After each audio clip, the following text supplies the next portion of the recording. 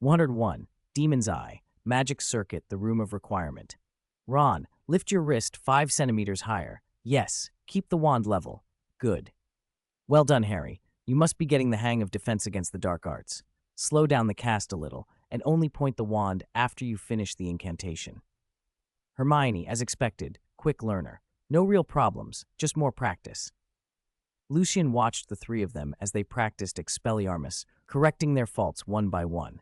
Each time they cast, he watched their movements, their grips, the way they held the wand, and, through the eye of peering magic, their magic circuits. Tiny vortices turned at the center of his pupils, a pure, almost bleeding black that deepened his already dark green eyes. With the eye's transformation, he could see their magic like a map. Every time a spell ran through a caster, the flow of power became visible. He narrowed his eyes, and the vortices spun a fraction faster. Even with the same spell, the magic flow patterns varied slightly between people. Though the differences were subtle, the overall structure remained similar.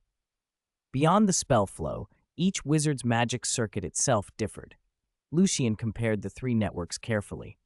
In his vision, the magic circuit took the form of a great tree, roots, trunk, branches, and clusters that looked like fruit.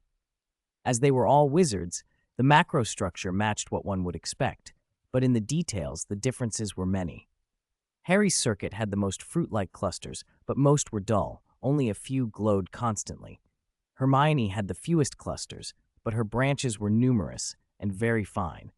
Ron was average in clusters and branches. His distinctive trait was a relatively thick trunk. This was Lucien's first time using the Eye of Peering magic to study others, so he hadn't yet mapped out every correspondence between these features and practical magical ability. The Weasley family's books on magic circuits had some of the theory, but Lucien's visions didn't line up perfectly with those diagrams. He thought it was a matter of observational method rather than error. The Weasleys taught how to perceive and develop one's own circuit from the inside, while the Eye of Peering magic gave a clear, external view. No rush. Hogwarts had dozens of wizards of different ages. He could catalog and compare samples until patterns emerged. He kept watching the three as they practiced, and ran quick comparisons to what he knew of their later development in the original story.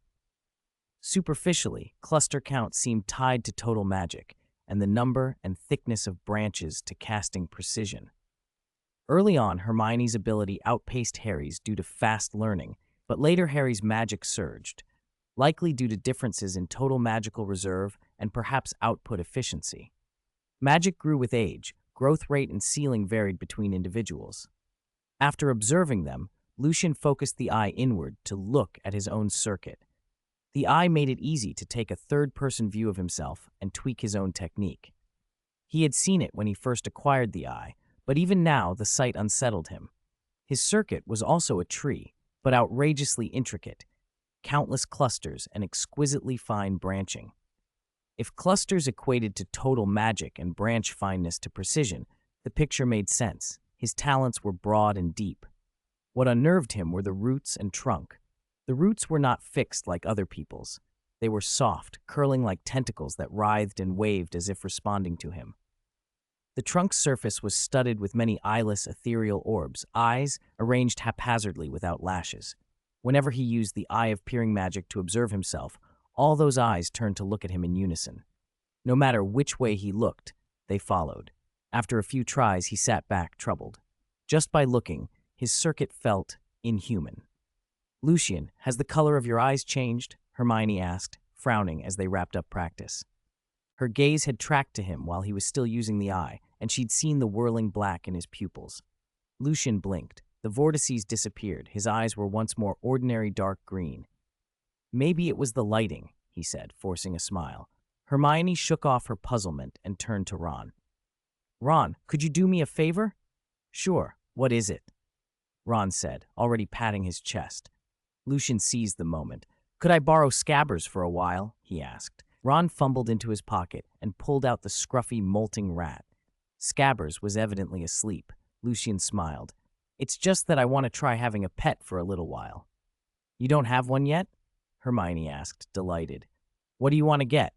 At the magical menagerie, there was a really cute cat, a ginger Persian. Lucien's expression shifted as she described it. He remembered the cat, ginger Persian, but its face, he was almost sure, looked like it had run into a wall. Or maybe he was misremembering. Still, the idea of a pet, a small living thing to keep in a gourd for now, felt oddly comforting. 102. You woke up, Scabbers. A little rat, bald, missing a toe, blinked itself awake. This time it didn't wake in the pocket of a school uniform or under a bedside pillow. When it opened its eyes, it did not see a head of Weasley red hair. You're awake, Scabbers. The rat's eyes went wide. The young man standing over it was handsome, his dark eyes fixed on the creature. Squeak, squeak. Scabbers looked around anxiously. The space was empty and vast. It lay on a silver-white metal platform. The pupils of the young man, Lucien, spun with small black vortexes. He watched the rat rub its front paws. Lucien frowned. Even with his eye of peering magic, there were no visible magic circuits. Is this an animagus?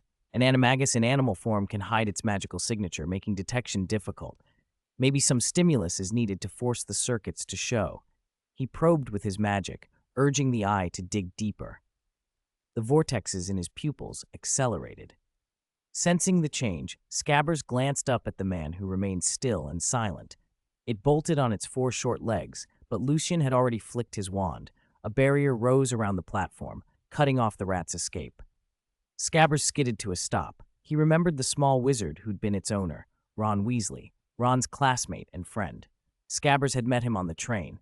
Even then, the rat had thought the boy a little odd and had avoided much interaction. Scabbers did not expect to wake up in Lucien's hands after a normal night's sleep. It looked around, behaving like any ordinary rat. After all, Lucien hadn't really harmed it. Maybe Ron had lent him Scabbers for a few days and would simply ask for his pet back. Just as Scabbers began to find a corner and curl up again, Lucien cast a levitation charm, and the rat floated gently upward. Lucien watched the struggling animal with a frown. Still no magic circuits under the eye's scrutiny. He'd fully activated the peering eye and found nothing. Were all animagi like this, or was Peter Pettigrew special? Pettigrew had been disguised for over a decade, perhaps the longest anyone had maintained an animal form in this world.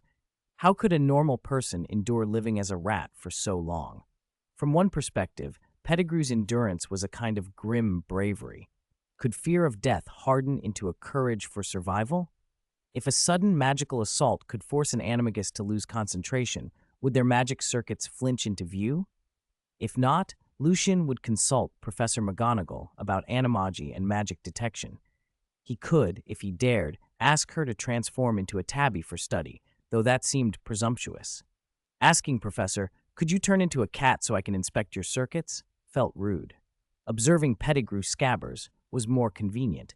Lucien put Scabbers back on the platform and produced a few crumbs. The rat hesitated. Rats didn't look right, refusing food, then picked up a biscuit and started nibbling. Lucien watched, finding no trace of magic in the animal's normal behavior. Zit! A tiny electric arc leapt from Lucien's wand tip toward Scabbers.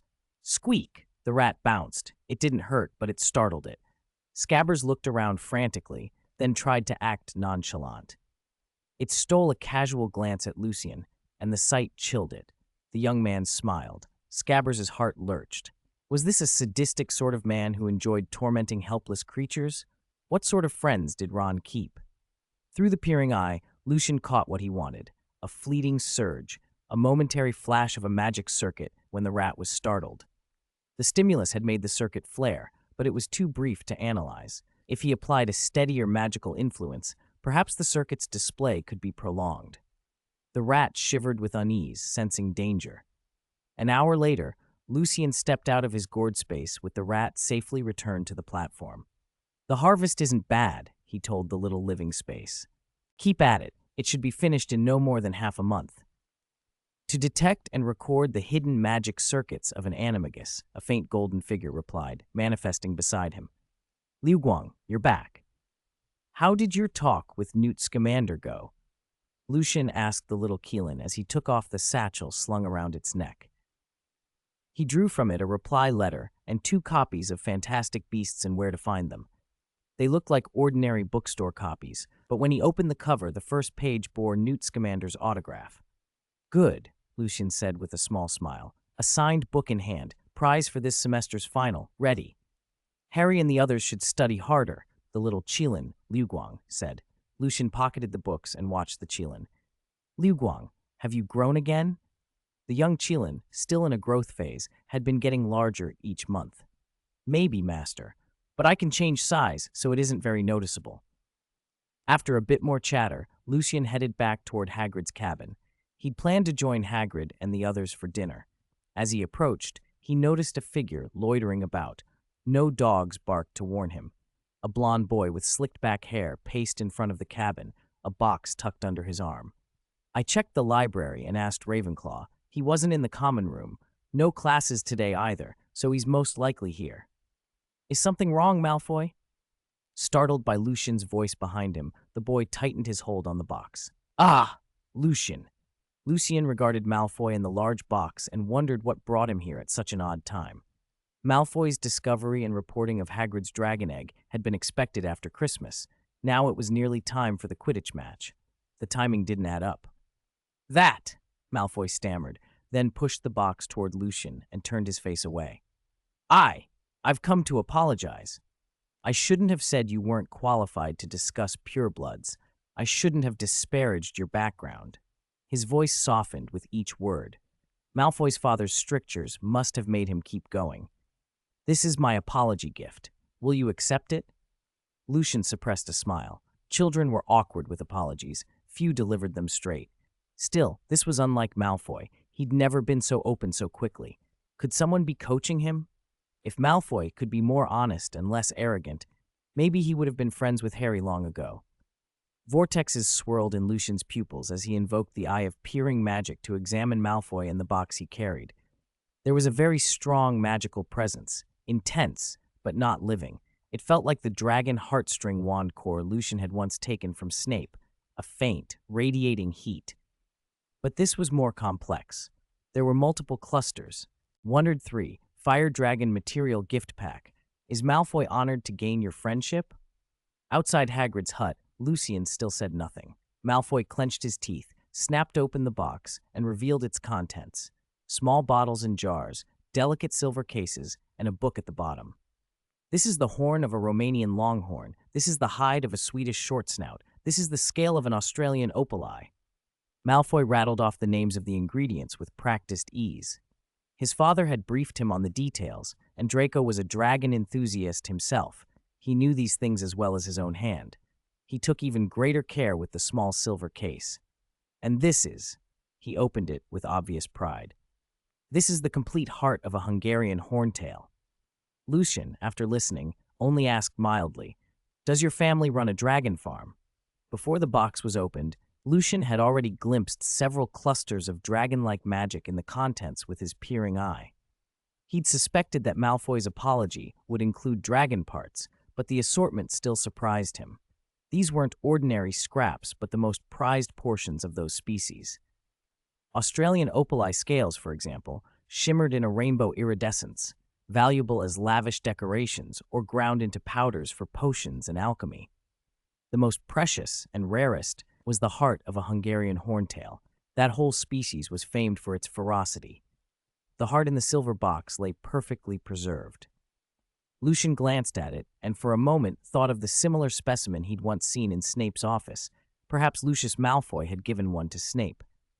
"My family has shares in dragon farms in Britain, Australia, South America," Malfoy said. "The House of Malfoy has holdings, more or less, in those places." He lifted the corner of his mouth with a schoolboy's practiced pride, then remembered his previous awkwardness with Lucien and forced his chin down. Lucien understood. No ordinary wizard could have gathered such a collection overnight.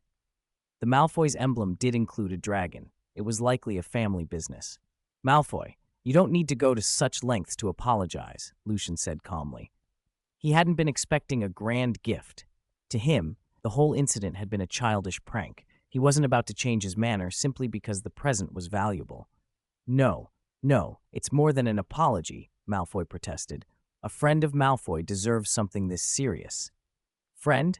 Yes, there's an old saying in the East, no discord, no concord." Malfoy said the line in Chinese, oddly clear and almost without the accent one would expect. Lucien blinked, surprised by the flawless pronunciation. I rather like that saying. Through sparring and dueling, people can understand each other better and become friends. Lucien's tone softened. Malfoy's earlier letter home had been right. Lucien liked things Eastern. He had been the one to suggest many Eastern dishes in the school kitchens and had taught the house elves to make them. The question reminded Malfoy of two more instructions from his father, that pride should make way for humility when sincerity was required, and that one should show deference to the intelligent and the strong. My family had some education in that area, Malfoy said, and well, I thought you might be interested in those Eastern things. Lucien narrowed his eyes, finding it amusing. It wasn't impossible that Malfoy had heard about the Chinese food in the kitchens. Any house elf could tell you. Still, it was notable that Malfoy had taken the trouble, or perhaps he'd been advised by his father. Was this your idea, then, or? My father told me to, Malfoy said plainly. He's a governor at the school. He suggested I become friends with you and told me to be honest, humble, and sincere.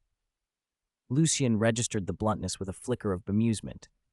Malfoy's directness veered from awkward to brazen. If you were honest and humble with everyone, you'd have made friends with him long ago, Lucien murmured. With whom? Malfoy asked, genuinely puzzled. Lucien shook his head, then reached for the book at the bottom of the box. And this is part of the apology too? No, Malfoy said, shaking his head. This is my tuition fee. I heard from my father that Potter has been studying potions with you, and I want to learn too.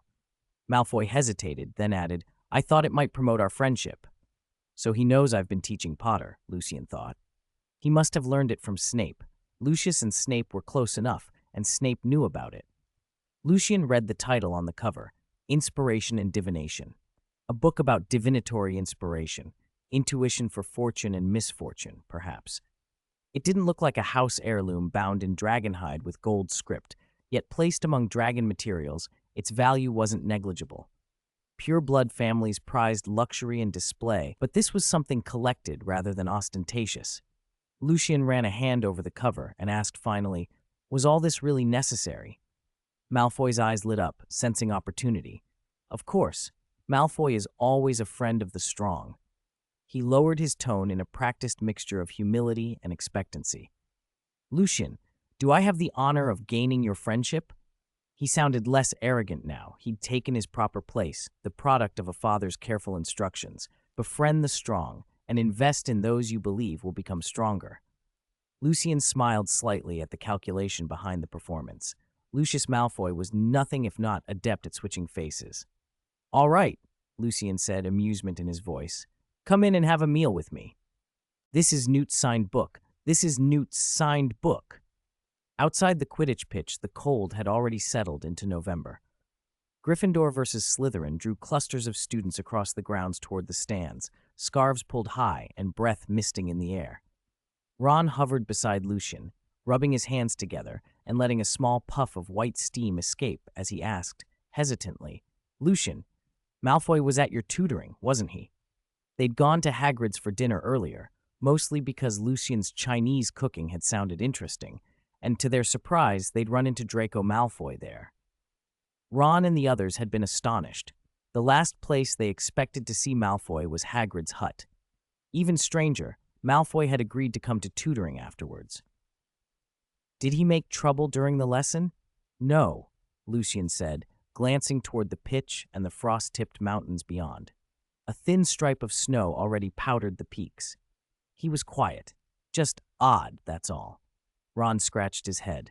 He disliked Malfoy's sniffy manner, but by all accounts the boy had been well behaved at tutoring. No sneers, no posturing. Lucien gave a small shake of his head. As long as it doesn't affect your studies, it's fine. Make sure you prepare. I've arranged an exam for you at the end of term. Ron barely reacted, but Hermione's face lit up. Lucien, what subjects will be on it? All of the first-year subjects, charms, potions, transfiguration, and history of magic. There'll be written parts and practical work. I'll add some bonus questions from other sections to keep it fair. Lucien adjusted his Ravenclaw, starry blue scarf, tugged a book from his pocket, and waved it before Ron and Hermione. And this will be the prize for the highest score on the final. Ron recognized the title at once. Fantastic Beasts and Where to Find Them. We're going to use that as a textbook later, but Lucien didn't let him finish. He tossed the book to Ron. Open to the first page.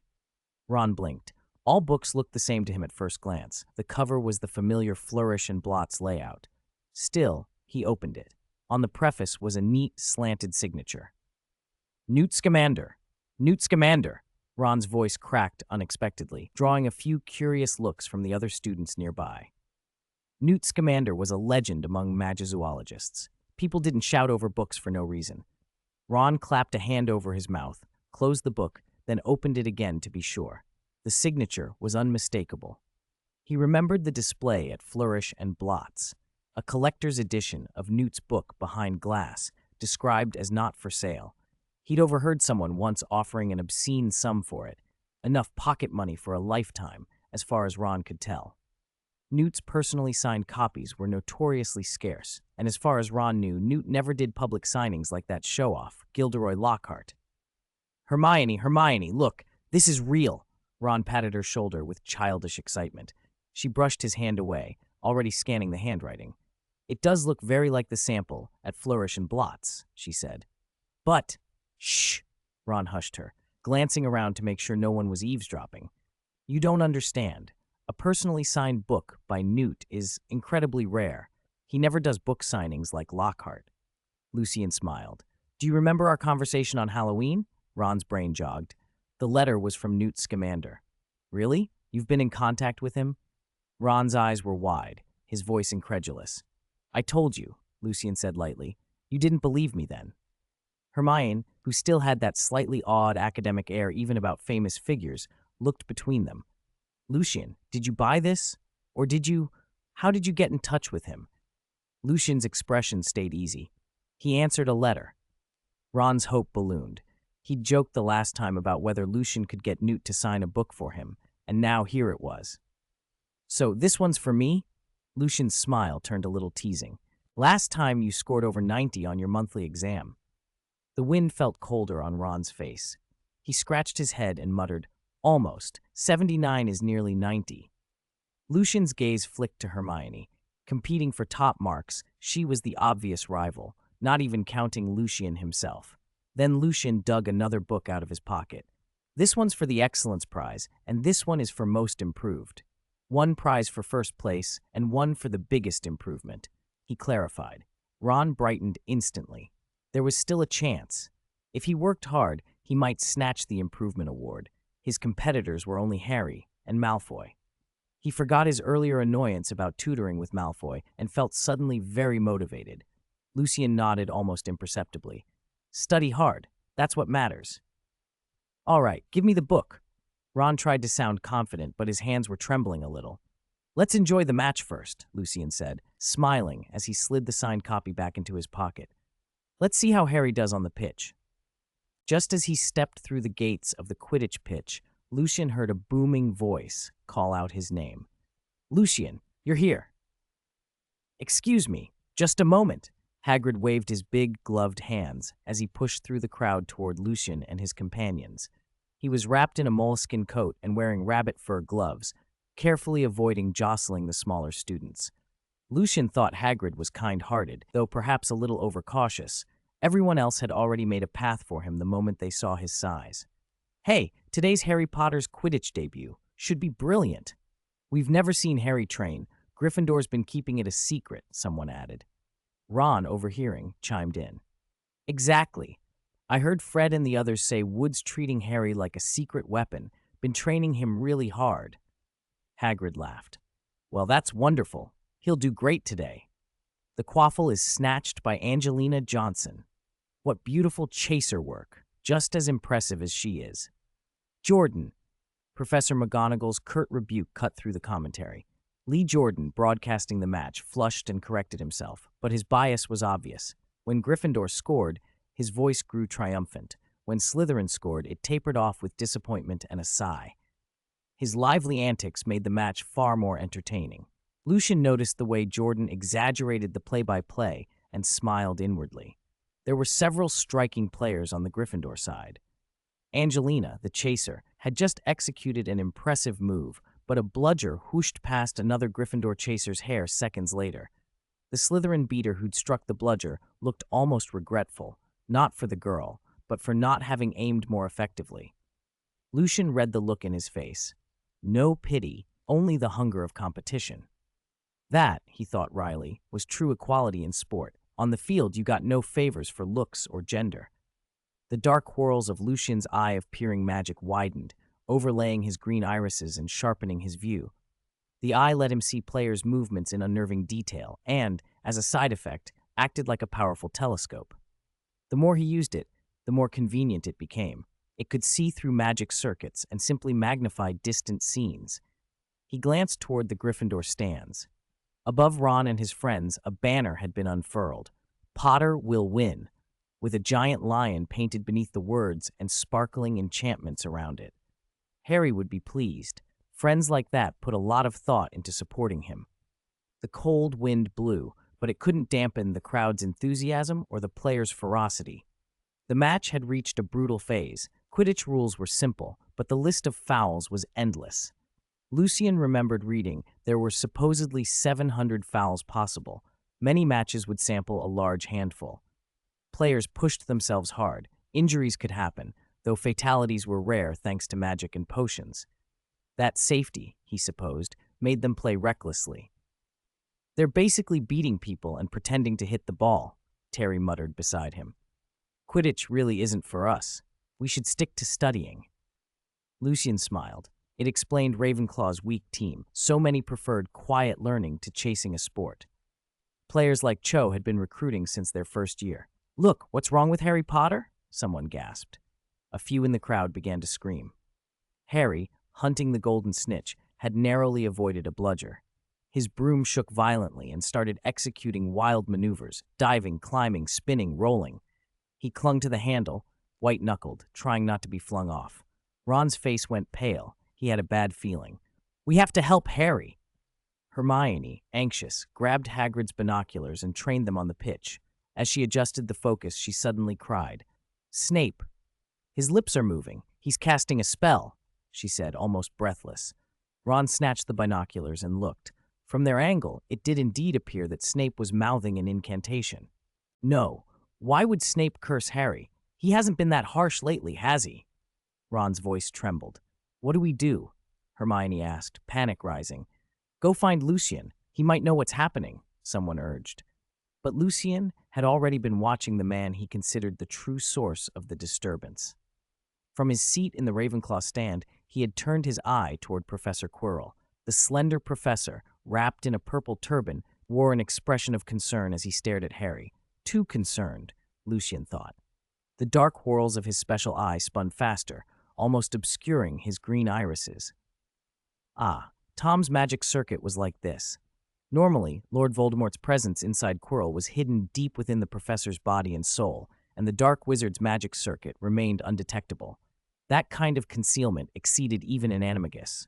But now, Quirrell himself wasn't speaking. It was the presence within him, Lord Voldemort, chanting a dark curse, bent on harming Harry. And when he released magic, Voldemort's own magic circuit could no longer be entirely hidden.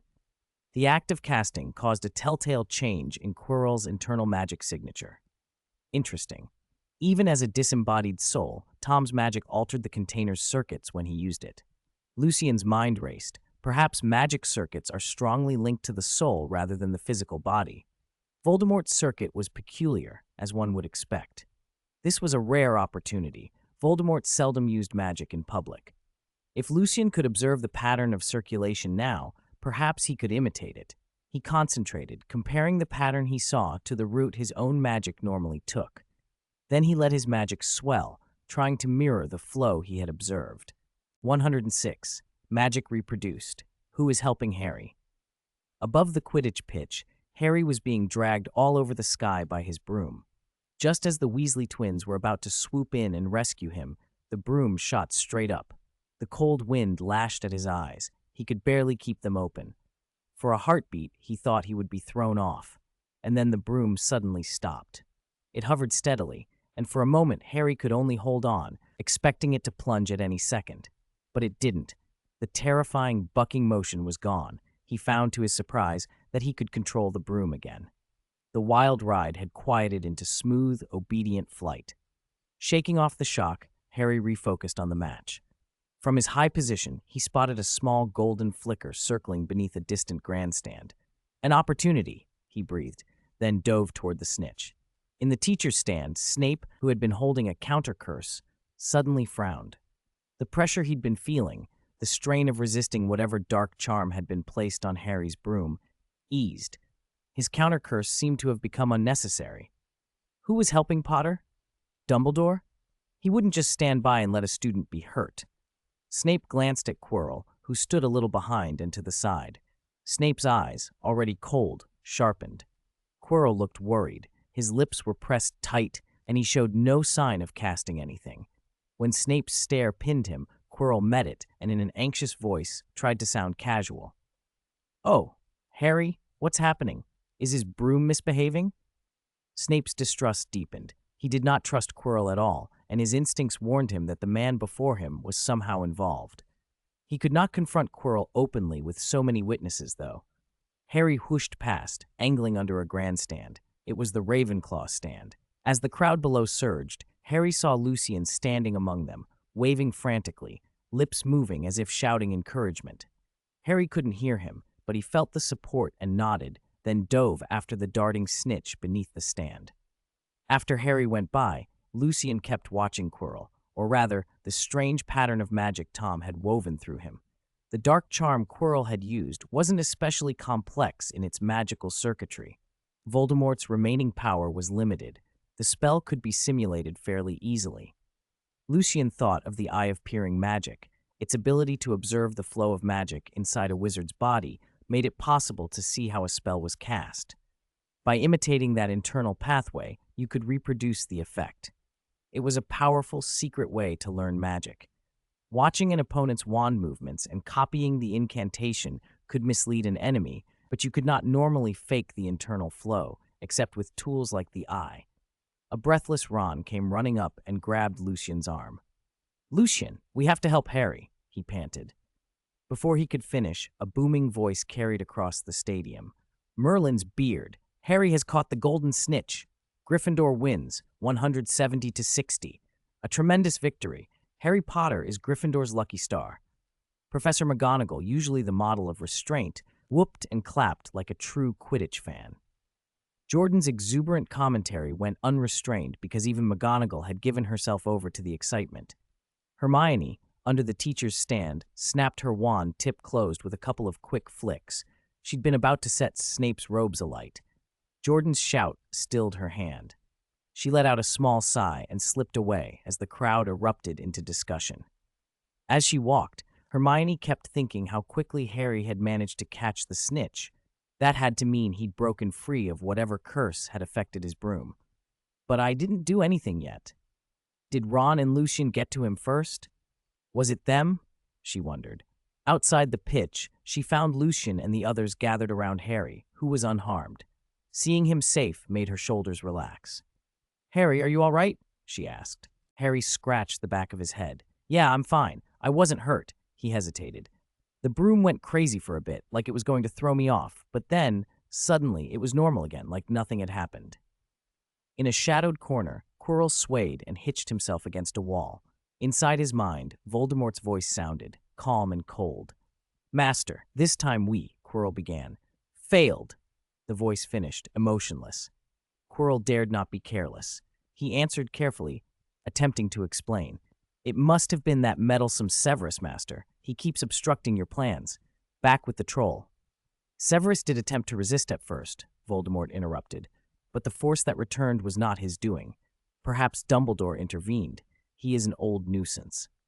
There was a pause, then a new command. "This matter is over. Prepare yourself. It is time to go to the Forbidden Forest." Quirrell bowed his head. "Yes, Master. I will prepare. I will bring you unicorn blood." 107. Hagrid grew up drinking truth serum. Impossible. Absolutely impossible. Hagrid waved his huge hands as if to sweep the notion away. Snape's a professor at Hogwarts. How could he do something like that? He bustled them into his hut to warm up. Hermione, seeing Hagrid's disbelief, pressed on. But we really saw him. Snape kept staring at Harry, and his lips were moving. He was muttering a spell. Hermione, I read in a book that to cast a dark arts charm, you have to hold the target in your gaze. Snape did that, she added. Hagrid shrugged helplessly. Then tell me, why would Snape be after Harry? The question left Ron and the others silent for a long moment. Harry pushed his glasses up and spoke awkwardly. At the beginning of term, Snape did single me out, but later, he glanced at Lucien. Since taking Lucien's advice to remove his glasses in potions class after the Bright Eyes potion had been used on him, Harry felt Snape's attitude toward him had done a complete about-face. At first, Snape had savaged him with sarcasm. Later, he mostly asked Harry questions in class. Studying potions with Lucien, Harry had improved fast and could usually answer most of Snape's questions. In class, it's okay, but when I bump into him around the castle, his look is... It's always very strange, and outside class he finds little reasons to dock points from me. Lucien sipped the mead Hagrid had poured and thought to himself, of course, your eyes and potion knack come from your mother, but everything else, your look and your manner, is James all over. With your glasses on, Snape sees James. Who's he going to punish, if not you? He even mused, half to himself, about brewing a potion or casting some spell to change Harry's gender, dye his hair Weasley red, and force him to take off the glasses, just to see how Snape would react. The Quidditch match aside, Ron said, changing the subject, it feels like so much has been happening at school lately. What about the troll on Halloween? How did a thing like that get in? Hermione added. And there's a three-headed dog in one of the rooms. Hagrid blinked and looked up in surprise. Fluffy? Fluffy? Harry and the others exchanged looks. That's my, pet? Hagrid mumbled, scratching his tangled hair. Bought it off a Greek bloke. It's a lovely little fella. Dumbledore asked me to have it guard. Lovely? That dog nearly bit Harry's hand off. Harry clamped a hand over Ron's mouth. Only the four of them, Harry, Ron, Hermione, and Lucien, knew about the incident, and Harry didn't want it getting out. Hagrid, however, slammed his enormous teacup down and grabbed Harry's arm, rolling up the sleeve to inspect it. Blimey, why didn't ye say? Fluffy's teeth have dark arts curses on 'em. Fluffy's still a youngster. It's easy for him to hurt someone by accident. I'll have a word with Dumbledore, even if it's between him and Nicholas Flamel. Hagrid stopped mid-sentence and clapped a hand over his mouth, as if only then realizing he shouldn't have said that. He checked both of Harry's arms carefully. They were thin and pale, but entirely unmarked. Hagrid sank back, puzzled. Strange. Dumbledore asked me if you were hurt, Harry, though he didn't say how. No one answered. Harry felt his cheeks heat. Dumbledore probably already knew about the bite. Ron nibbled at a rock cake with a bewildered look. Hermione opened her mouth a few times, but stayed silent. Lucien merely wore a faint half-smile. Hagrid had that guilty, frank look people got when they'd been left in charge of a secret. It was the sort of face that suggested he'd been raised on Veritaserum. Dumbledore must have known exactly what he was doing, planting the information where Hagrid would spill it himself. Hagrid, who is Nicholas Flamel? Hermione finally blurted. Hagrid froze, then shoved his teacup to his lips and took a big gulp. No, that's top secret, you hear? Top secret. He answered nothing more, just nodded and shook his head under their questioning looks. After a while, the trio couldn't stand it any longer and left, eager to find out more. Lucien stayed behind and talked with Hagrid for a bit longer. This time, Hagrid relented and let slip a few carefully chosen words.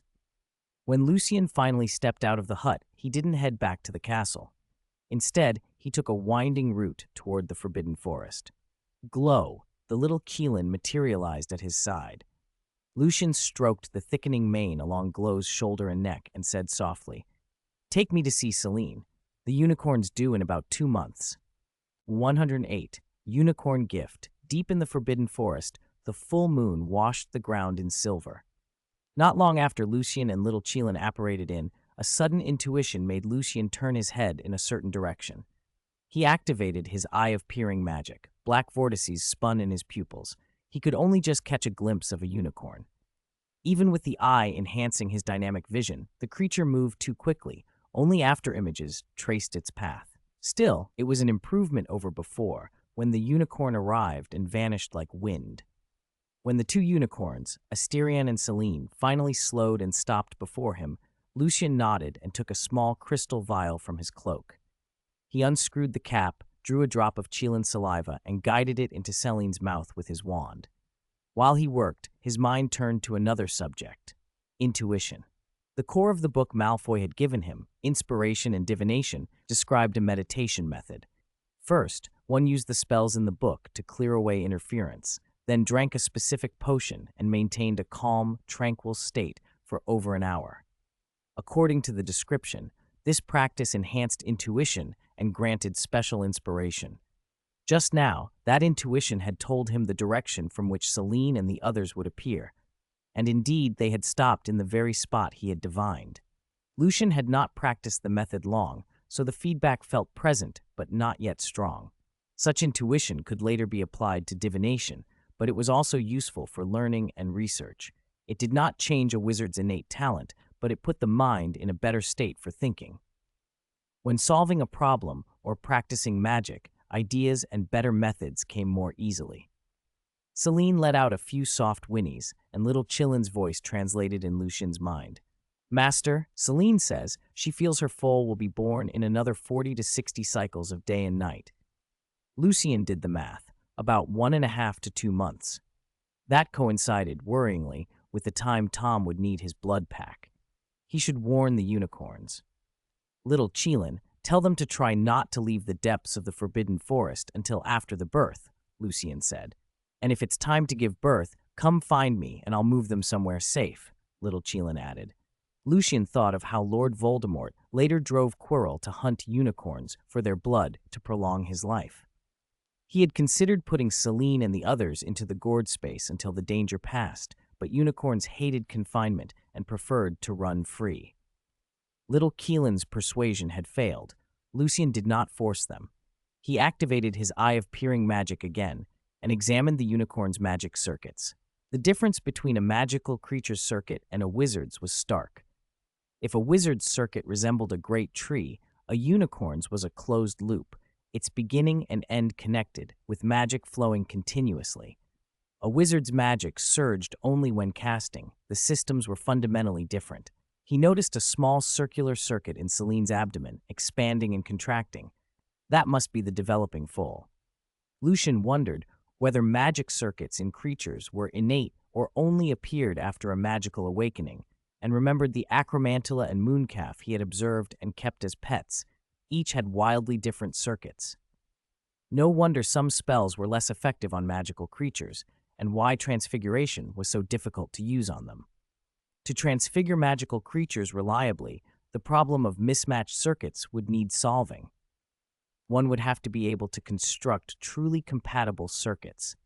Lost in thought, he saw a long horn wave in front of him. Little Cheelin's voice came into his mind. "Master, Asterion says he has something he wants to give you. He wants us to go with him."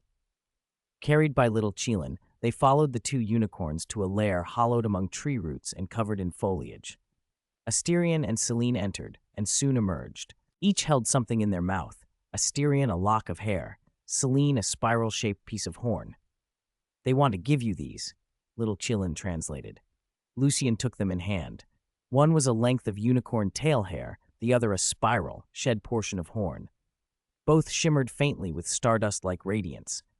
These were excellent materials, prized for potions and alchemy, and unicorn tail hair was one of the mainstream wand core materials, prized for its consistency. "They said they want to thank you for the treasure you gave them," little Cheelin continued, stumbling over the phrasing. He hesitated, then clarified. "They said it made their foal grow stronger. He will surely be a healthy, beautiful unicorn." Lucien nodded. Unicorns were intelligent. If not for the language barrier, they could converse with humans. "Did Asterion say whose hair this is?" he asked to little Cheelin mentally. "Asterion specifically said it was shed from his own body," little Cheelin replied. "He didn't want to give his mates." Lucien couldn't help a small smile. Asterion nosed Selene affectionately, a display of attachment repeated several times that night. Lucien pocketed the hair and horn. Whether he kept them or traded them, they were valuable. Bidding the unicorns farewell, Lucien and little Cheelin apparated to an open glade. A group of mooncalves were bathing in the moonlight, performing their strange, entrancing dance. Lucien grinned and produced a white gourd. A few mooncalves hopped out of its mouth and, meeting the others, were quickly accepted. Within seconds, both groups danced together beneath the full moon. Mooncalf socializing always began with dance. Lucien looked up at the perfectly round moon, took a single mandrake leaf, and placed it in his mouth. "Let's begin, the first step of animagus," he said. Inside the forbidden forest, bathed in full moonlight, Lucien slid a single mandrake leaf into his mouth. He tapped his wand and muttered a small binding charm. Sticking, sticking, sticking, sticking. The spell fixed the leaf to the roof of his mouth. This was the first step to becoming an animagus. For a full month, from one full moon to the next, he had to keep that one mandrake leaf in his mouth, never swallowing it or taking it out. If he failed, he would have to start over. It felt strange to have something stuck to his palate, but at least it reduced the risk of accidentally ingesting it while sleeping or eating, and it barely affected his speech. Lucien rested his tongue against the leaf and reviewed the next stages in his head. On the second full moon, he would remove the leaf, place it in a small crystal vial filled with his saliva, and expose it to pure moonlight. He would add one of his own hairs and a teaspoon of dew, then drop in the chrysalis of a death's head hawk moth. Once the mixture was complete, he would put the vial somewhere quiet and dark and leave it undisturbed until the next thunderstorm with lightning. If the moon were hidden by clouds on the crucial night, the whole attempt could fail and he'd need a new leaf. Dumbledore and Professor McGonagall had given him the detailed instructions, and Dumbledore had even offered a solution for an overcast sky. The leaf had to be exposed to moonlight within a minute of being removed from his mouth. So if the sky were truly overcast, he could fly above the clouds on a broom or climb a high enough peak beforehand to catch the moon. But Dumbledore cautioned that flying above cloud cover demanded exceptional broom work and could be dangerous. Lucien smiled at the warning. A glance at little Keelan, practicing a shy, mooncalf-like dance nearby, reminded him that he had no trouble with broom work. When little Keelan had first entered its growth period, he'd flown on a broom without breaking a sweat. Breaking through a band of clouds didn't seem like a problem. Besides, his progress in living transfiguration had been rapid lately. The Chimera Handbook had given him a mountain of biological detail, and creating a genuine chimera had taught him a great deal about living creatures. Watching Scabbers, an animagus that had remained a rat for over a decade, had also helped his understanding. Lucien reckoned that by the next full moon, he would have mastered the necessary living transfiguration and completed the prerequisites for becoming an animagus. Headmaster's office. Severus Snape sat across from Dumbledore, who was already in pajamas and wearing a nightcap. Snape produced a small bottle from his robe. "This month's cavity prevention potion," he said. "You could make a simple potion like that yourself, Severus." Dumbledore chuckled as he took the bottle, unscrewed the cap, and drank it down. "I haven't researched potions as much as you have, of course. How could I compare to the youngest potions master?"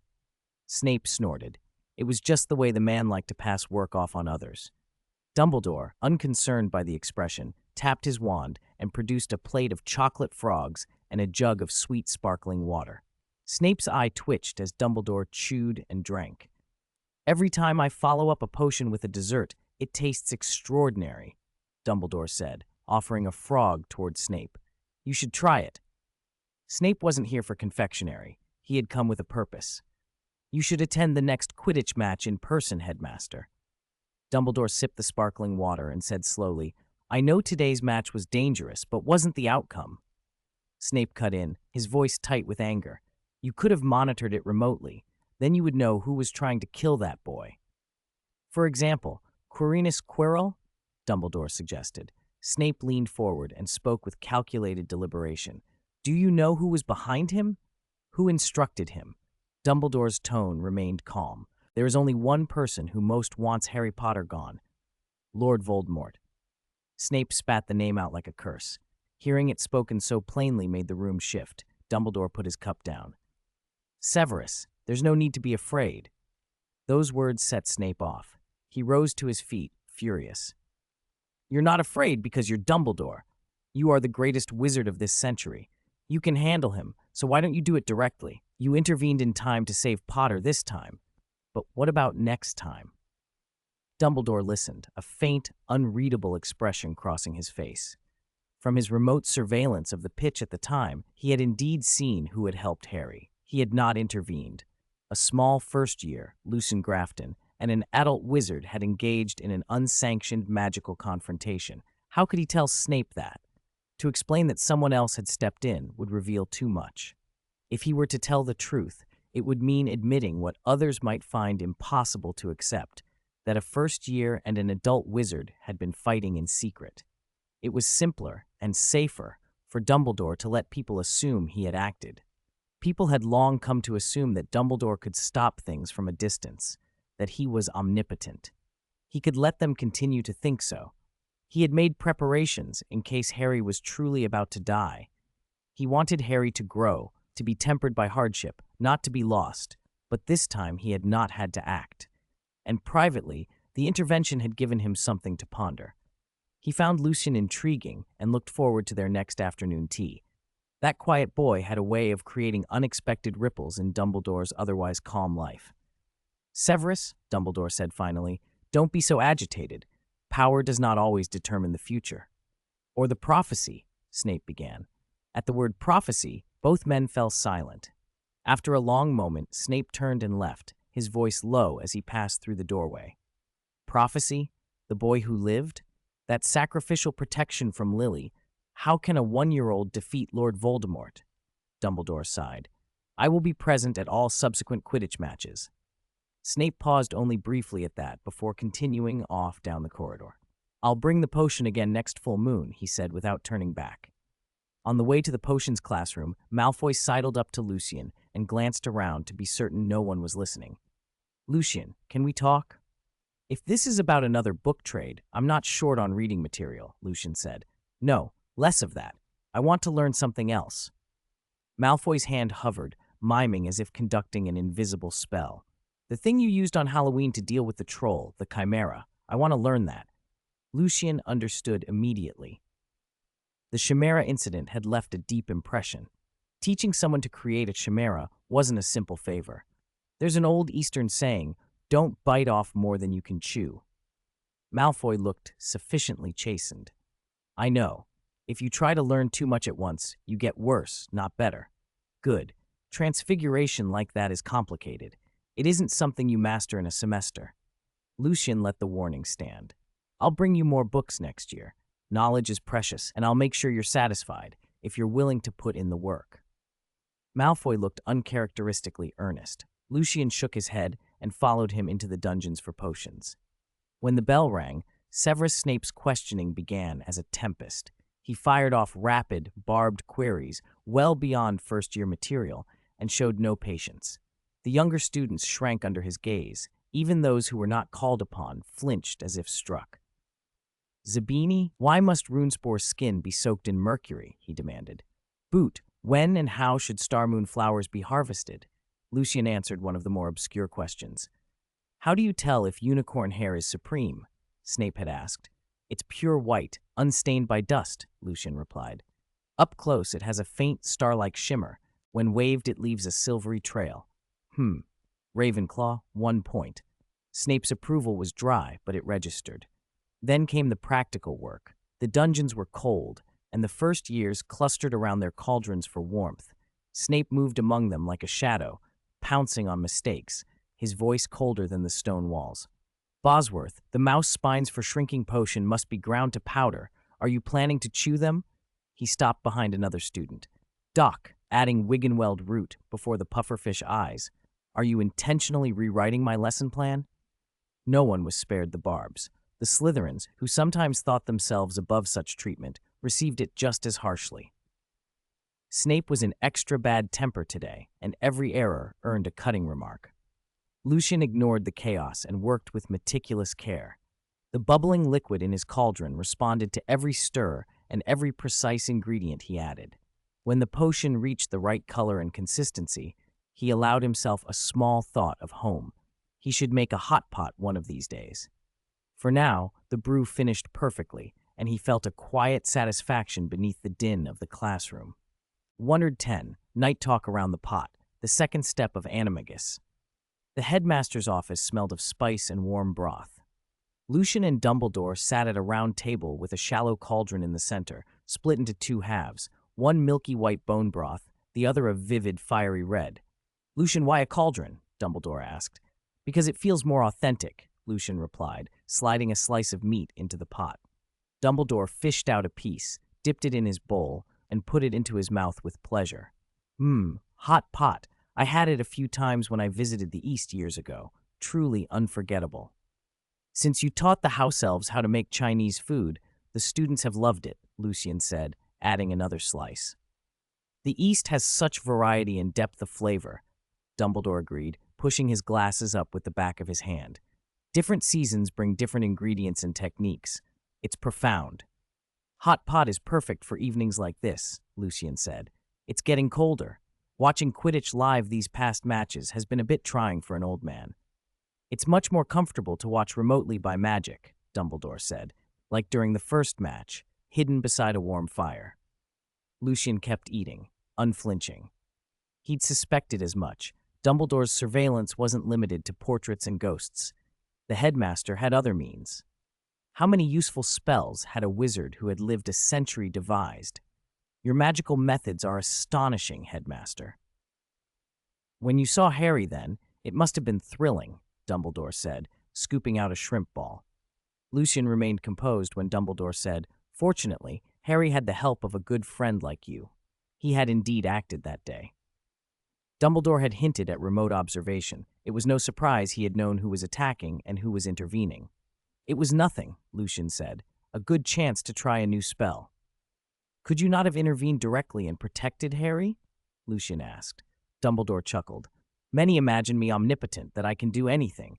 This time," he winked at Lucien, and then with a frankness that made the admission half a joke, "You guessed correctly. I kept my distance. My aim was to let Harry learn while ensuring his safety." Lucien nodded, accepting the nuance. Then, switching topics, he asked, "Headmaster, in the animagus process you must wait for a thunderstorm with lightning. Is that step entirely a matter of time and luck?" Dumbledore set his bowl down, a reflective look in his eyes. "Lucien, you're not thinking of making a thunderstorm with magic, are you?" "I've thought about it," Lucien admitted. Dumbledore smiled wryly. "It's an interesting idea, but the difficulty—" He paused. "Although you can hold your own against an adult wizard and your power surprised me, the thunderstorm required for animagus isn't something a wizard can simply conjure, and it's best not to interfere with certain magics." Lucien nodded, then asked a stranger question. "What if you could create a thunderstorm on a natural scale without using magic?" Dumbledore was momentarily stumped. He hadn't expected Lucien to imagine producing a natural phenomenon by non-magical means. Before he could press further, Lucien waved the matter away. "Try this beef ball," he said, offering it. "It's very springy." Dumbledore laughed and changed the subject. "It's almost Christmas. Lucien, what would you like for Christmas?" "Books," Lucien answered without hesitation. Dumbledore was not surprised. "You are a little eagle for knowledge," he teased. "People always give you books, though sometimes warm wool socks aren't a bad idea." Wool socks, symbols of family affection in Britain, suddenly gave Lucien a small, unexpected insight. Dumbledore, celebrated as the greatest wizard of his age, was also an old man without family companionship. His only relative refused to see him. His beloved languished in Nurmengard. Stripped of his halo and public glory, he was still human and lonely. Lucien felt the truth of that old saying. It can be lonely at the top. Those who achieve greatness often give up many things along the way. Mid-December. The Forbidden Forest lay under oppressive, clouded skies. Lucien rode on little Chelin's back and watched the dark ceiling of clouds. "The weather isn't cooperating," he murmured. "Glow," he muttered an incantation. A moment later, a golden shaft of light shot up from the ground and into the sky. Little Chelin, Glow, lifted them both speedily above the cloud layer, its hide wrapped in a translucent protective film Lucien had cast to resist wind and cold. In a few breaths, they had cleared the thick clouds and bathed in cool moonlight under a bright, full moon. Lucien took a crystal vial from his pocket. It was already filled with his saliva. He removed a mandrake leaf from his mouth. He had kept it there earlier to preserve it, and immersed it in the vial. A crescent white glow quickly spread across the veins of the leaf. A good sign. He then dropped a dark golden hair into the bottle and had Glow hold the vial on a cushion of auspicious cloud. From a small jar, Lucien scooped a spoonful of dew he had collected from a place that hadn't seen sunlight or human contact for 7 days and added it to the vial, mixing it carefully. Finally, he took out a chrysalis, jet black, patterned with markings like white skulls, the chrysalis of a death's head hawkmoth, and slipped it into the solution. The clear liquid turned black almost instantly, yet through the ink darkness, the leaf's veins still glowed faintly white. That was good. He placed the vial into a small box lined with soft cotton and closed it. Lucien patted Glow's flank. "Good work, Glow. Let's go home." "All right, Master," Glow replied, a childlike voice echoing in Lucien's mind. "Glow, starting tomorrow, I'll teach you some meteorology," Lucien said. Little Cheelin shivered, though not from cold, and protested in a spoiled tone that only Lucien could hear. Can I not learn it?" Lucien stroked Glow's mane and chuckled. "Not everything, just a specific part. After you finish, I'll give you a month off." "Master, is that what you call winter break?" Glow asked, brightening. "Yes," Lucien said, and they descended together toward the castle, the moon waning quietly above them. 111. Gentle Hagrid, preparing for Christmas. In Hagrid's garden, Lucien drew his wand and tapped it lightly. Cave-in. A small, sunken pit opened in the soft earth. He buried the sealed box containing the crystal vial, then waved his wand to smooth the soil. Next, he summoned a few stones, arranging them in an irregular formation, and set up a handful of complicated magical traps. From a gourd container, he took some biting cabbages and transplanted them nearby. "Hagrid, could you keep an eye on this spot for me?" The half-giant beside him tapped his massive chest and answered in a booming voice. "Don't worry, I won't let anyone disturb it." Lucien nodded solemnly. "Thank you." The mixture needed to be kept somewhere dark and quiet until the thunderstorm came. Until then, the crystal vial mustn't be touched or exposed to sunlight. Sunlight would cause the worst contamination and mutation. That was why the vial had to be buried in the earth. It was necessary for the solution to interact slowly with nature, like waiting for a seed to sprout. It couldn't be tucked away in an undetectable extension charm yet, even though that would have been more convenient and safer. He had considered placing it deep in the Forbidden Forest and asking little Cheelin to watch it. After all, nothing in there could best little Cheelin. But Lucien had thought of Quirrell, or rather Lord Voldemort, inhabiting him. If Voldemort were searching for a unicorn, and Lucien was unlucky enough to run into him, things could get very messy. After weighing the options, Hagrid's garden seemed the best compromise. Normally, apart from himself and Harry, hardly anyone loitered here, and with the holidays approaching, there would be even fewer people. Besides, he only planned to leave it here for about 10 days. Hagrid was reliable. Dumbledore trusted him with his life. He might not be secretive, but he did get things done. Lucien?" Hagrid said after a moment, looking up at the night sky. "It's the weekend, but young witches and wizards shouldn't be out at night, should they? And you left the castle and all. You don't have to go back now. Why not stay here tonight?" Night walks and roaming the Forbidden Forest had become a habit for Lucien. Leaving was easy.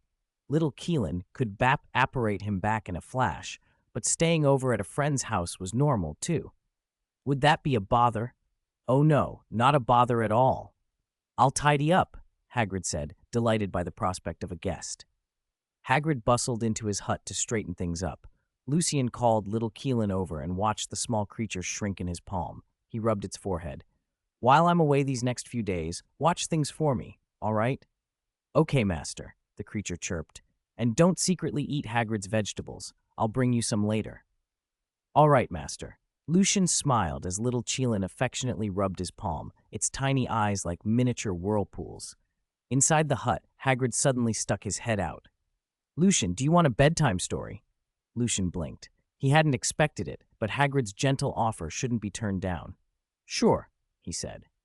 Hagrid produced a small book. In his hands it looked like a booklet, and began in a soft voice. "Once upon a time, in the magical world, there was a family." Lucien listened for a few minutes, but Hagrid's voice trailed off mid-sentence and was immediately followed by loud snoring. Lucien shook his head, amused and exasperated. He tapped his wand, cast a silencing charm on himself so he wouldn't disturb Hagrid, and then put out the lamp. At dawn, Lucien rose early. Facing the first light, he pointed his wand at his heart and spoke the incantation, Amato animo animato animagus. This was the third step toward becoming an animagus. While he waited for the thunderstorm, he had to repeat this ritual at every sunrise and sunset without interruption. "Morning, Lucien," Hagrid called. "Morning, Hagrid." Hagrid pulled on his moleskin overcoat, stepped into his beaver skin boots, and shoved his hands into rabbit fur gloves. He was hauling a fir tree he'd cut from the forbidden forest for Christmas decorations. Lucien tapped his wand and made the tree float beside them. "Oh, thank you, Lucien," Hagrid said. "You're welcome." They walked to Hogwarts together and entered the Great Hall. Harry and Ron waved from their breakfast table. "Lucien, morning!" "Lucien, you staying at school for the holidays?" Ron asked. "Most people go home for Christmas." Lucien shook his head. He had plans this year, and the animagus work made staying at school more convenient. "Not going home for now." "Oh, and Ron, here's Scabbers back." Lucien produced a rat from his pocket. The moment Scabbers hit the table, he scampered into Ron's arms and promptly burrowed into a jacket pocket, as if to hide. Lucien watched the rat vanish with a small private satisfaction. He never wanted to see that demon in human skin again. "No, just a little bit more." Two ragged shouts echoed through the room of requirement. Lucien watched Ron and Malfoy beat their chests in despair, shook his head, and handed 2 copies of Fantastic Beasts and Where to Find Them to Hermione and Harry, respectively. Hermione had, unsurprisingly, taken first place on the finals, and Harry was the proud recipient of the Most Improved award. They accepted the books and thanked Lucien. Harry opened his copy, saw Newt Scamander's neat signature on the title page, then glanced at the distraught figures of Ron and Malfoy, and couldn't help but ask, lowering his voice, "Lucien, Ron told me how famous Newt is and how valuable his autograph is, but isn't this?" He looked between Ron and Draco. "Isn't their reaction a bit much?" Lucien smiled. "They'll get over it." He knew what they were upset about. Ron was thinking of the book's monetary value. Malfoy was obsessed with the prestige of owning something rare. After hearing the prize, Malfoy had even tried to arrange a private exchange. The old pureblood habit, objects weren't prized so much for what they were as for what they signified. Ownership gave superiority. Hermione cradled her book like a treasure, radiant and quietly satisfied. For her, topping the class was reward enough. The signed volume was a delightful extra. Harry, who'd grown up in the Muggle world and had a different sense of fame, looked at the inscription and tried to put it into terms he understood. "If we compare it to our side," Hermione said brightly, "it's like having afternoon tea with Audrey Hepburn." Harry laughed. The analogy clicked. He had never known the magical world as a child in Privet Drive, but if Newt was that famous here, a signed book was a very big deal. He hugged the book and, eyes alight, murmured, "Hermione, that would be incredible. I wonder what she's like." "She's elegant and kind," Lucien said as he gathered their exam papers. Harry and Hermione both looked at him. Harry blinked. Lucien, you didn't actually have afternoon tea with her, did you?" Lucien glanced up, a small smile playing about his mouth as he straightened the stack of papers. "If you keep up this performance next term, I'll take you along." Those words landed like a punch. Both Harry and Hermione stiffened. This was more astonishing than Lucien knowing Newt. Ron and Draco's eyes bulged in jealous disbelief. "You really had tea with Hepburn?" Harry demanded. "What does your family do?" Hermione blurted. Lucien slung the exams under his arm and headed for the door. "They're in business, lots of connections. Come to my house over the summer. It's big." Christmas Eve. The leaden sky was cold and mute, like a wet wool blanket tacked across the heavens. Lucien stood on the frosted ground, patting the little Qilin at his side. "Try it the way I told you," he coached. Lu Guang, little Qilin, nodded with solemn enthusiasm. In an instant, its form blurred into a streak of pale light and rocketed into the low clouds. When the Qilin vanished among the gray, dozens of crimson-gold tongues of flame burst from its wake, like threads torn from the sun or molten meteorites fusing into rivers of fire. They didn't lash about wildly. They rose and danced around the Chilin's trajectory with a strange, graceful intelligence. Where their heat touched the air, the cold gave a tortured howl, expanding and lifting, forcing the cloudscape into violent agitation. The clouds boiled as if someone had tipped hot coals into an ice lake. High-altitude water vapor turned to steam, then condensed into towering cumulonimbus overnight. Rain began to fall. Lucien, wand held, conjured a transparent air umbrella against the pounding drops and watched the churning clouds, the flashes that winked inside them. A few days before, he had asked the system about the Chilin's nature. "System," he had asked, "Liu Guang doesn't have magic circuits. Its power isn't like ours, is it? The form is similar to magic, but the essence is different. Liu Guang does not belong to this world.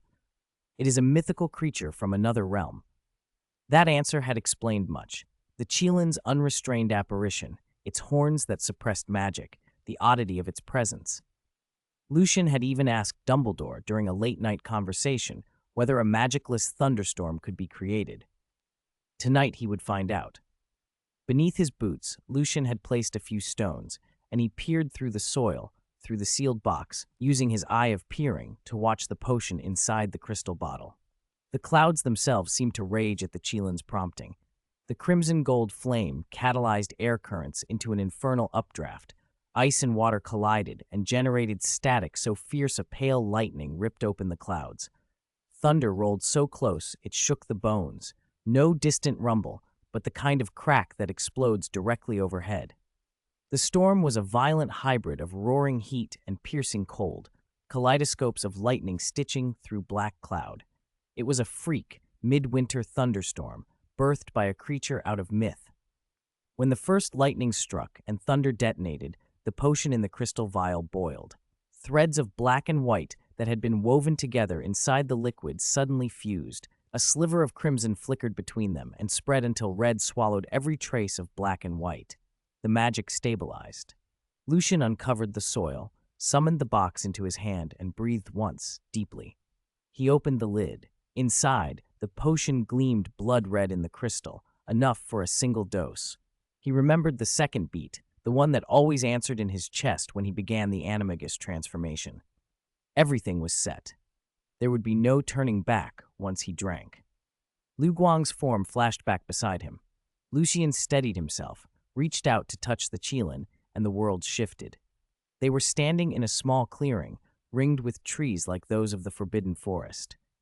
No sooner had Lucien taken in the scene than a wisp of crimson-gold fire crawled out of the Chilin's hide and spilled across the clearing, bathing it in warm light. Lucien smiled and produced a small bottle of dew, letting it float before the Chilin. Then he uncorked the crystal vial and tipped the blood-red potion to his lips. "Merry Christmas," he said. "Cheers," Liu Guang replied in that strange, direct way. In the clearing, Lucien touched his wand to his heart and spoke, clear and steady, the ancient words every animagus recited, "Amato animo animato animagus." Then he swallowed the potion. The taste hit him like iron. Pain tore through his body, and 2 heartbeats thundered in his ears, the steady, familiar throb of his own heart and the other beat that had accompanied his recitations every time. For a moment, they were as loud as drums. A wizard's mind must now shape the animal he will become. Ordinarily, some image, cat, stag, eagle, rat, would surface without choice, a precise animal form, preordained by some combination of character and the transformation's logic, would appear and the wizard would recollect how to transfigure into it. The knowledge required was immense, living transfiguration at its finest. Lucien waited, focusing, trying to pull the form into being. 1 second, 2, 3. Pain surged like a tide, but nothing else came. No animal showed itself. Nothing. Dark green crept into the whites of his eyes. The corners of his mouth began to twist up without his consent. Panic nipped at the edges of consciousness. "No," he began. Then, like a voice in a dream, little Chilin's thought poured into his mind. "Master," Liu Guang repeated, urgent. Master! Master!"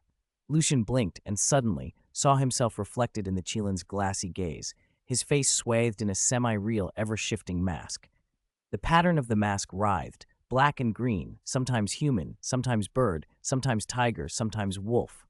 Loki's Faceless. The memory struck like a bolt. Lucien remembered a line from the mask's inscription he'd read the first time he'd picked it up. Constant form is the limitation of mortals. For Loki, change is reality. Change. The revelation flashed. If the mask represented Loki, then perhaps the animagus requirement for a single fixed form did not apply. Lucien forced his will into constructing a biological model of creature after creature in his mind. Feathers, muscles, bones, down to the smallest blood vessel. He filled in colors and senses, anatomy and motion. The pain intensified, then shifted. Bones groaned and remade themselves. Skin split without bleeding and was replaced by a shimmer of countless stiff feathers threaded with a dark golden light. His sense of color retooled. His field of vision widened into layered, piercing acuity. With a cry, half exultant, half terrified, Lucien took wing. He became a dark golden eagle and rode the storm currents upward. The air beneath his wings was real, and real power flowed through them. He soared until the clouds were almost within Talon's reach. Then he stopped, mid-flap, and thought of himself. As quickly as he had become an eagle, he became the man again, solid and warm.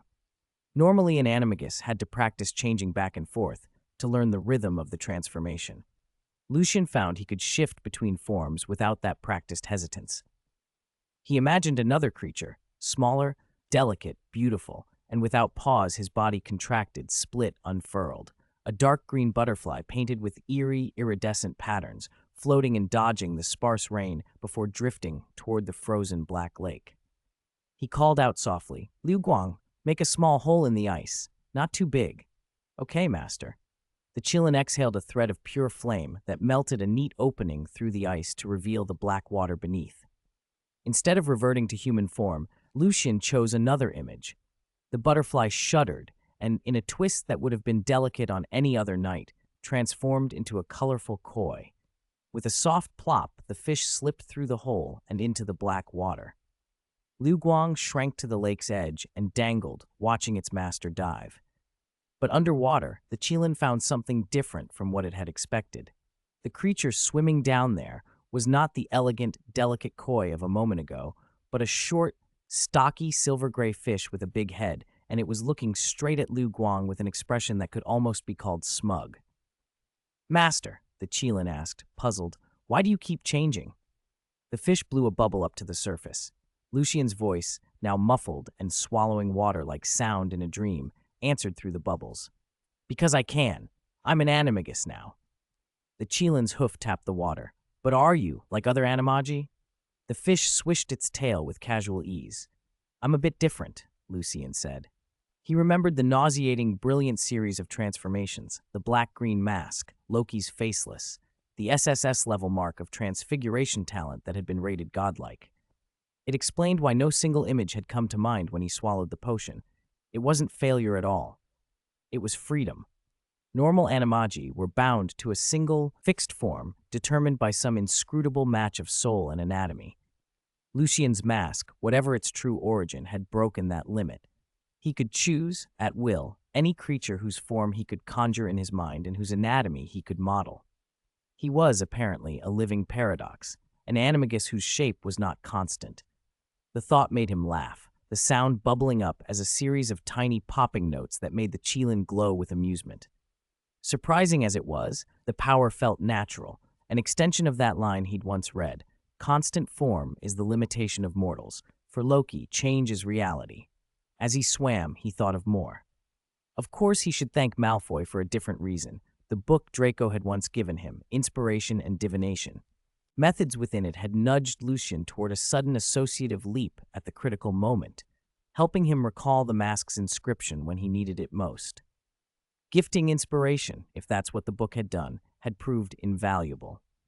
Under the surface, the transformed wizard experimented, tiny, deliberate shifts, a quick focus, a reimagining of scales into fur, a flutter of thought, and he became a small otter that dove in and out of the shadowed weeds. Then a mink, then back to human, trembling with the thrill of power and the dizzy headache of rapid metamorphosis. Liu Guang snorted and shook the surrounding water, steam wreathing its muzzle in the cold. "Master, are you sure you're allowed to do this?" Lucien sat on the bank in human shape, wet hair plastered to his temples and eyes sparkling in Christmas starlight. "I don't know what the rules say about Loki," he said, smiling crookedly. But it seems I'm no longer chained to a single form. That mask, whatever it is, gave me the possibility of change." He looked out at the glittering black lake surface and felt a strange calm settle over him. The power had cost him pain and more. The agony of reshaping bones, the way his senses had been ripped and rewired, but it had also opened doors he had not known existed. The Chelan nosed him and made a soft, approving sound. "Let's go home," Lucien said. He had a lot to think about and a lot to study. There were questions that needed answering: the mask's origin, the limits of his new ability, how to control it in crowded places. But for now, on this cold Christmas Eve, he let himself savor the discovery, not permanence, but possibility. Constant form is the limitation of mortals. For Loki, change is reality. He laughed again, quieter now, and Liu Guang answered with a small, happy chirp. The storm overhead rolled on, a thunder that was no longer just violent, but somehow celebratory. And as they walked away from the lake, Lucien felt the world around him seemed a fraction more alive, less fixed, more full of potential. Grafton Manor. Penelope sat at her desk in a dressing gown, one hand pushing her gold-rimmed spectacles up her nose, the other moving a pen in a brisk, practiced hand. She signed and annotated sheets of paper as if they were going out of fashion. In past Christmases, she would have dropped everything to spend the holidays with her nephew. Lucien had been, for all intents and purposes, the child she never had. But a letter a few days before had said he might not come home this year, so she had set aside the usual festivities and kept working. She had been busier than usual of late, not just with family affairs, but with worrying reports from Eastern Europe that Lucien had mentioned in his letters. At first, she had paid little heed, but as the weeks passed, the news had taken on a shape she could almost see. A storm, she thought, and it was big enough to matter beyond any parlor talk. "That behemoth is going to break apart," she murmured, half to herself. "Cuckoo?" An ordinary-looking gray-brown owl fluttered into the room and perched on the desk. Penelope was used to Lucien's birds. She reached automatically for the drawer where she kept treats for the post owls. But this one did not hop toward the food. It simply cocked its head and stared at her. No letter, no parcel. Penelope frowned. "You're not an ordinary messenger owl, are you?" she asked aloud. She had noticed something odd as the bird tilted its head. Its eyes were a deep, dark green, exactly the color Lucien's had been since he awakened. She found herself wondering, not for the first time, if she might keep it. "I wonder if my little Lucien is happy at that school of magic," she said, smiling to herself, and then tacked on the sort of domestic speculation that pleased her. Who might be a good match for him in a few years, whether he would need a governess, and so on. The owl turned its head farther, rotating in that uncanny way owls do. Then, with a soft shimmer and barely a rustle of feathers, it leapt from the desk and changed. In a blink, Lucien stood there, handsome, a little taller, his dark golden hair now brushing past his chin, his unmistakable green eyes on his aunt. "Lucien!"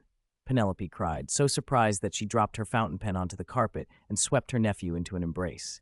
He broke away after a second, muttering with a half grin, "Aunt, I'm 11 now, not 6. Penelope pinched his cheek. "At 6 you were my little treasure. 11, should I call you Big Treasure now?" Lucien flushed a little. "If that makes you happy. Merry Christmas, Aunt," he said quietly. "Merry Christmas, Lucien." They moved to the tea room, where the servants had already laid out light refreshments. Loxia, who tended the household, was polite and curious, but did not press for details. "Merry Christmas, Loxia," Lucien said, and she curtsied in return. He reached into his pocket and pulled out a slender tube. "For you," he said, handing it to her. "Made it myself." Loxia took it reverently with both hands. It looked like lipstick, but Lucien explained it was a potion, edible, lightweight, long-lasting, and perfectly safe for muggles. She glanced at the color in the translucent case and frowned faintly. It was flashier than anything she would wear while on duty. She was delighted by the thought of a gift, but imagined she might save it for an evening out. Then, to her astonishment, the color in the tube shifted to her exact preferred shade. Her breath caught. Lucien smiled. "Prefer this one?" Loxia's face warmed. She was embarrassed more than anything, thrilled that the young master had noticed, but not afraid. Lucien waved her off gently and sent her on her way. When the tea room door closed behind the maid, Penelope's curiosity got the better of her. That lipstick, potions, is it? And you, turning from an owl into a person? Transfiguration? Magic is astonishing. It's a potion application, Lucien said. Potions is a huge field, and yes, transfiguration is what I used to change from owl to human. Penelope listened as he described, in tidy, patient phrases, the things he was learning. The statute of secrecy made schoolchildren careful, but guardians needed to know enough to keep their wards safe, and servants in a large household could be privy to a little, provided the guests of the secret were prudent. Penelope nodded. She understood the need for discretion and felt no alarm at a lipstick that behaved like a clever gadget rather than a bit of fairy magic. Lucien had come bearing more than curiosities. He began to set out wrapped boxes on the table, big ones, small ones, each labeled in his neat hand. He explained each gift as Penelope unwrapped them: a sachet for a restorative brew, a sleep wick, a whitening salve she insisted she did not need, and other thoughtful, potion-crafted comforts. He was all attention, offering gentle demonstrations, and Penelope, who had spent the afternoon imagining engagements and governesses, found herself moved by the thoughtfulness. Halfway through the pile, Penelope tapped her forehead with a tiny frown. "Oh dear," she said. "I didn't even know you were coming back. I sent your Christmas present to school by owl." "It's all right, Aunt," Lucien replied. "I'll see it when I go back tomorrow. By the way, can you tell me what your surprise for me is? You must have one." Lucien smiled and pushed forward a heavy, leather-bound packet. Penelope unfolded a contract sheet and read aloud, then looked up, surprised and delighted. "A contract? You know I like reading. What is it?" "I built you a library," Lucien said simply. Penelope stared at him, eyes bright. The papers in her hands already promised shelves, quiet rooms, and a place at last to house her books. She set them down and reached for her nephew, as if to fold him into another hug, though this time she caught herself and patted his shoulder instead. Around them, the Christmas tea steam rose, and for a little while the storm beyond the household's walls felt very far away. 114. Christmas Lucky Bird Hogwarts, Gryffindor Dormitory. Harry and Ron tore into their Christmas parcels with the kind of excitement only young wizards have when the fat lady's portrait is safely snoring and no one else is watching. Harry unwrapped his first present and blinked. "I never thought I'd get so many presents. I honestly expected none at all." It was a crudely carved flute from Hagrid. When Harry gave it a tentative blow, it sounded like an owl's hoot. Then, to his surprise, he pulled out a coin from a small folded parcel, a 50-pence piece sent apparently by his aunt and uncle. "Well, that's unexpectedly civil," he muttered. "Hoo-hoo." The flute's hollow note was drowned by the sound of wings. An owl flew into the room and dropped a small gift at each of their feet before settling on a headboard and preening itself. Harry and Ron, used to owls as messengers, paid it little mind and opened the parcels. "Look, it's from Lucien," Ron cried, tearing the paper away. "Mine's a broom repair kit. Lucien's so thoughtful." Harry's parcel contained something that unfolded into a curious, expandable lunchbox. Ron read the card aloud, eyes widening. "Lucien made it himself, keeps food warm for ages, and it's huge inside." "Brilliant. No more worrying about missing supper when I get hungry at night," Ron said, stashing it away and casting a jealous look toward the portrait hole. "Hufflepuffs are so lucky. They're common rooms right by the kitchens. They can eat whenever they like." "I wonder," Ron went on dreamily, "if I'd been sorted into Hufflepuff instead of being a Weasley." A larger parcel was still only half unwrapped when Ron paused, a wry smile on his face. "Oh, it's Mum's Weasley sweater. Why is mine always magenta? Honestly, who picked that color? And Mum told me she knitted one for you too, Harry. Do you think Lucien'll like it?" Ron added hopefully. The owl ruffled its feathers, examining the bright green sweater in Harry's hands with one golden eye. It seemed pleased. Perfect knitwork, warm and nicely finished. Harry beamed. It was the first brand new piece of clothing anyone had given him. He nibbled a square of homemade fudge Mrs. Weasley had tucked inside the parcel, then grabbed a chocolate frog from Hermione and popped it into his mouth. "Look, Ron, what's this?" Harry said, reaching for the last parcel. A silvery, rippling cloth slid out and pooled onto the floor. Ron stared. "No way. Is that?" He picked it up and shook it open. "It's an invisibility cloak." Oh my goodness, if I had an invisibility cloak, I'd eat like a king every night. Ron gaped. At his urging, Harry threw the cloak over his shoulders. He vanished. The boys whooped. It was perfect. Instantaneous invisibility. A folded note fluttered from inside the cloak and landed at Harry's feet. In a neat hand it read, "Your father left this with me before he died. It is time it was returned to you. Use it well.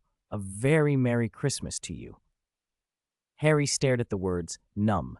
He didn't know who sent it or how it had come into anyone else's keeping, only that it had belonged to his father. The owl perched above them blinked and gave the cloak a long, appraising look, as if recognizing something rare. Then, with a sudden lurch, it launched itself toward the pile of chocolate frogs. "Merlin's beard! That owl's trying to steal our snacks!" Ron shouted. "Stop!" Harry lunged, but the owl ducked and weaved through their flailing arms with impossible nimbleness. It knocked the chocolate frog box, scattering frogs and causing a single chocolate frog card to drift into Harry's face. The owl snagged a frog and flew off triumphantly. Ron gaped. "I have to tell George and Fred. They won't believe me." Harry, however, had caught the falling card. He read the portrait and name aloud. Dumbledore. His eye ran down to the list of achievements, defeating Grindelwald in 1945, discovering the 12 uses of dragon's blood, and his work in alchemy with Nicholas Flamel. "Nicholas Flamel," Harry said sharply. "That's it. Hermione told us before the break to keep an eye out for Nicholas Flamel," Ron said, fishing in every flavor bean out of the wrapper Hermione had given him. He tried one, chewed, and promptly spat it out. "Ugh, rotten sardine. But look at the card." Harry shoved the chocolate frog card under Ron's nose. Ron stared at the name like it might vanish. Then he turned to Harry, eyes shining with an idea. "That owl, it's our lucky bird. George says if an animal brings you good luck on Christmas Day, you should worship it, feed it every day, and you'll be lucky forever." Harry smiled despite everything. The thought of a permanent Christmas charm was irresistible. "We have to find that owl."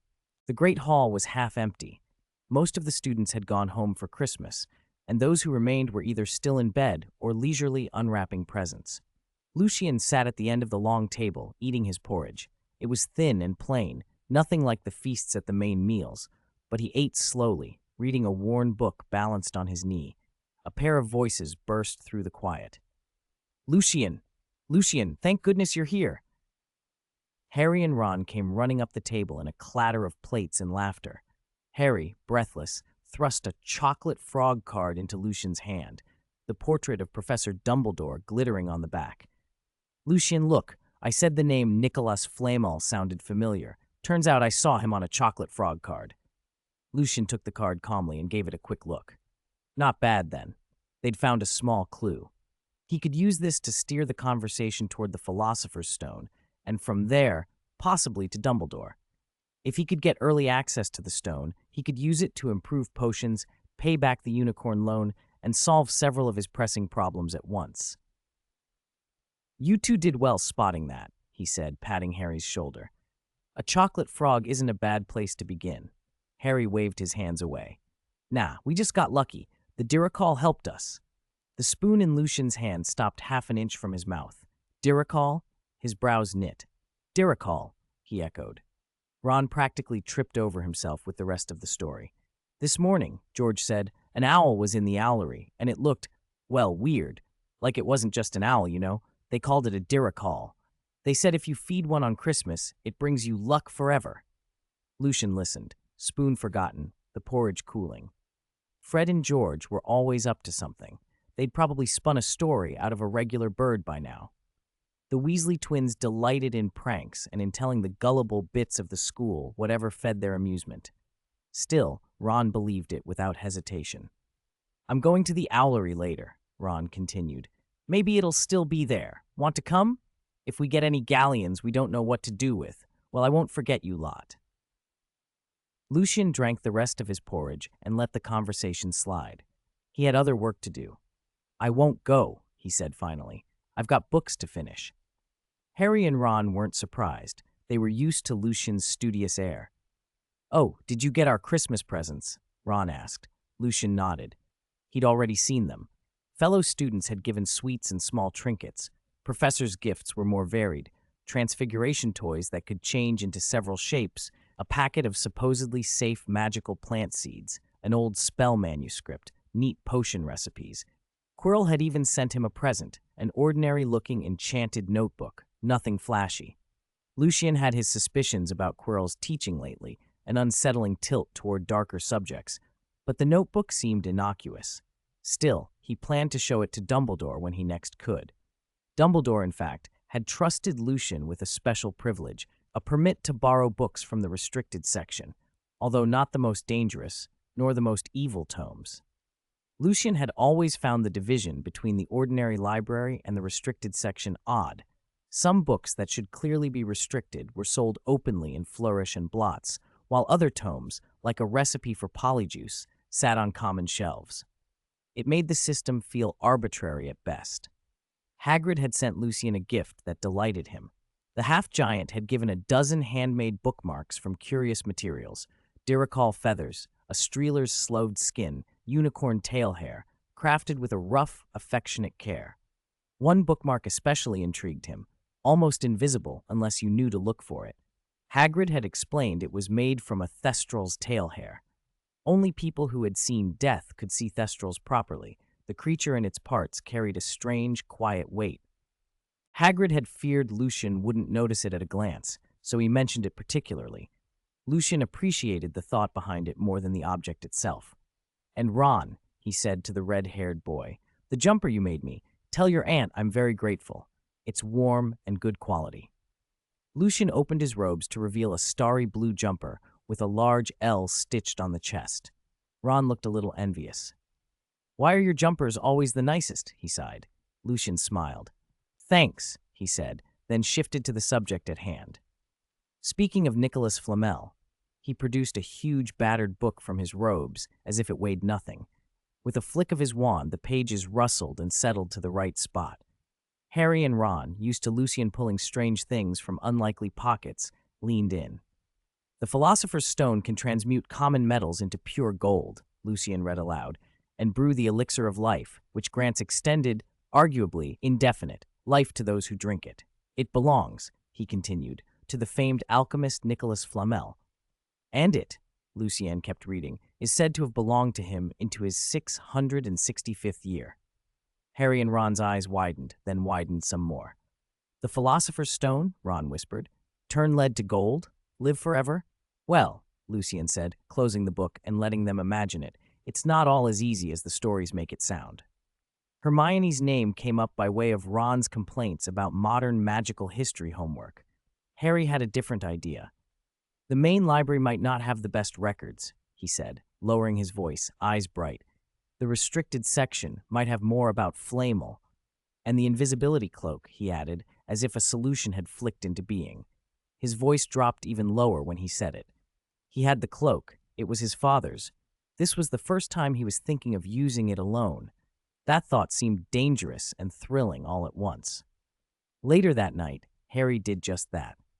Wrapped in the cloak, he crept into the library and found the restricted section. He slipped a book off a shelf, and the book immediately screamed. Harry had never heard a sound like it.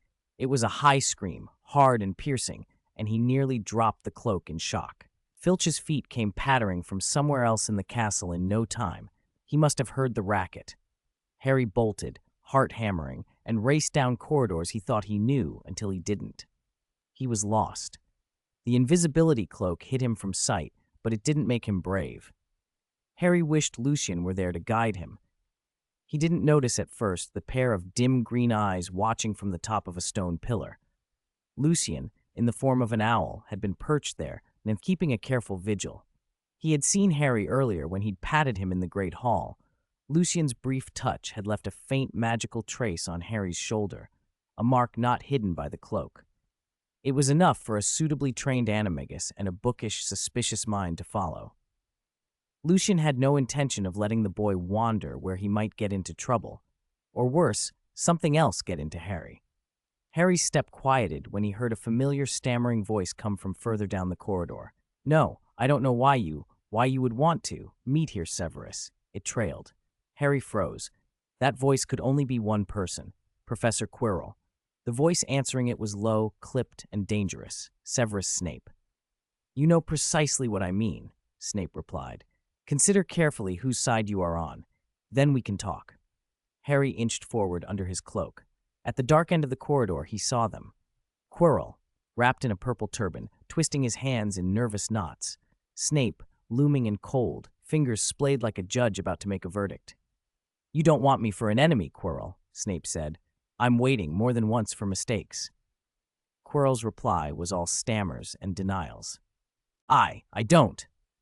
Snape turned as if to pace, and for a heartbeat his pale face tilted toward the far corner, toward where Harry huddled under the cloak. Panic clattered through Harry. He clapped a hand over his mouth and tugged at the cloak, backing away.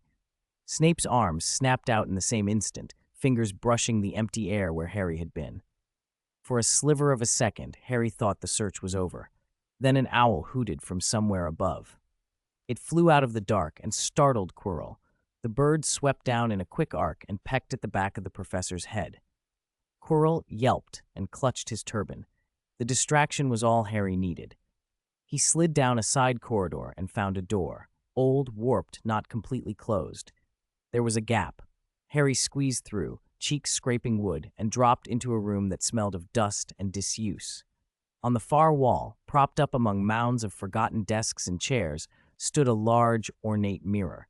It was far too grand for such a place. Its frame was richly carved with curling vines and unfamiliar runes, and it gleamed as if new.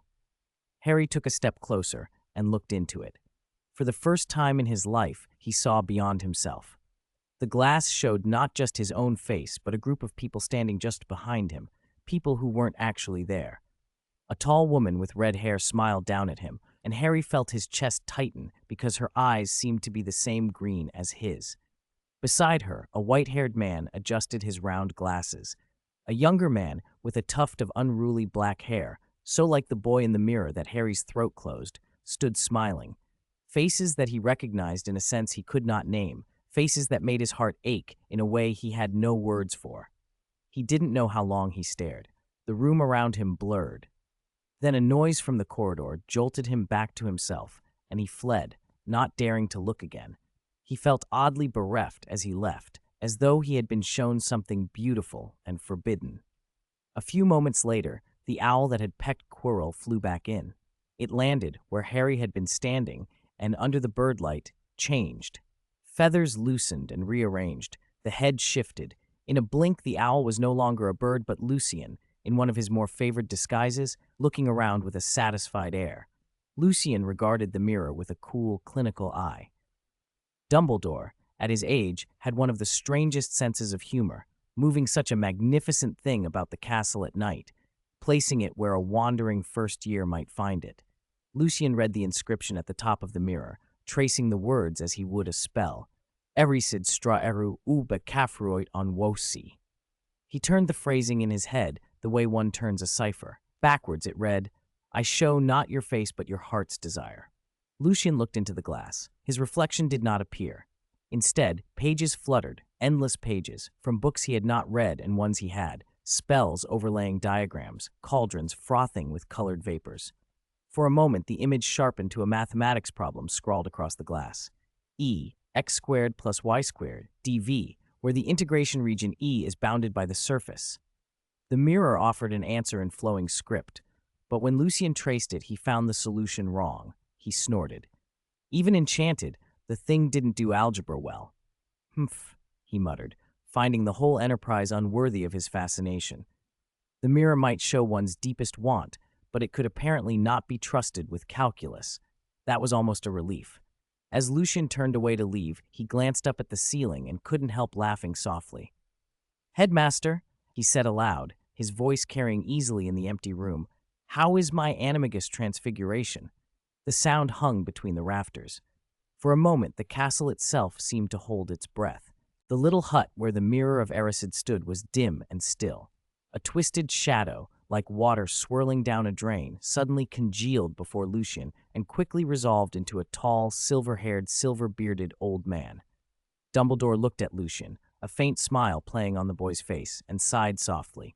"Lucien, you truly have a keen eye to discover this small bit of magic." Small magic, perhaps. By scale, yes. Lucien had used his peering eye and pushed it to its limits.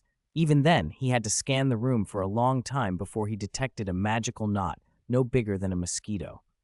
But in construction, the charm Dumbledore used for remote observation was anything but simple. At first glance, it looked like a chaotic mass of magic, but careful study revealed interwoven and overlapping structures. Some of the spells woven into it, Lucien had only ever seen in ancient tomes, and only fragments of those. As always, Dumbledore's magic was far from ordinary. "Headmaster, I just happened to get lucky tonight," Lucien said, understating it. There was little humility in the claim. At the last Quidditch match, he had failed to detect any trace of Dumbledore's surveillance at all. The stadium was too vast and crowded.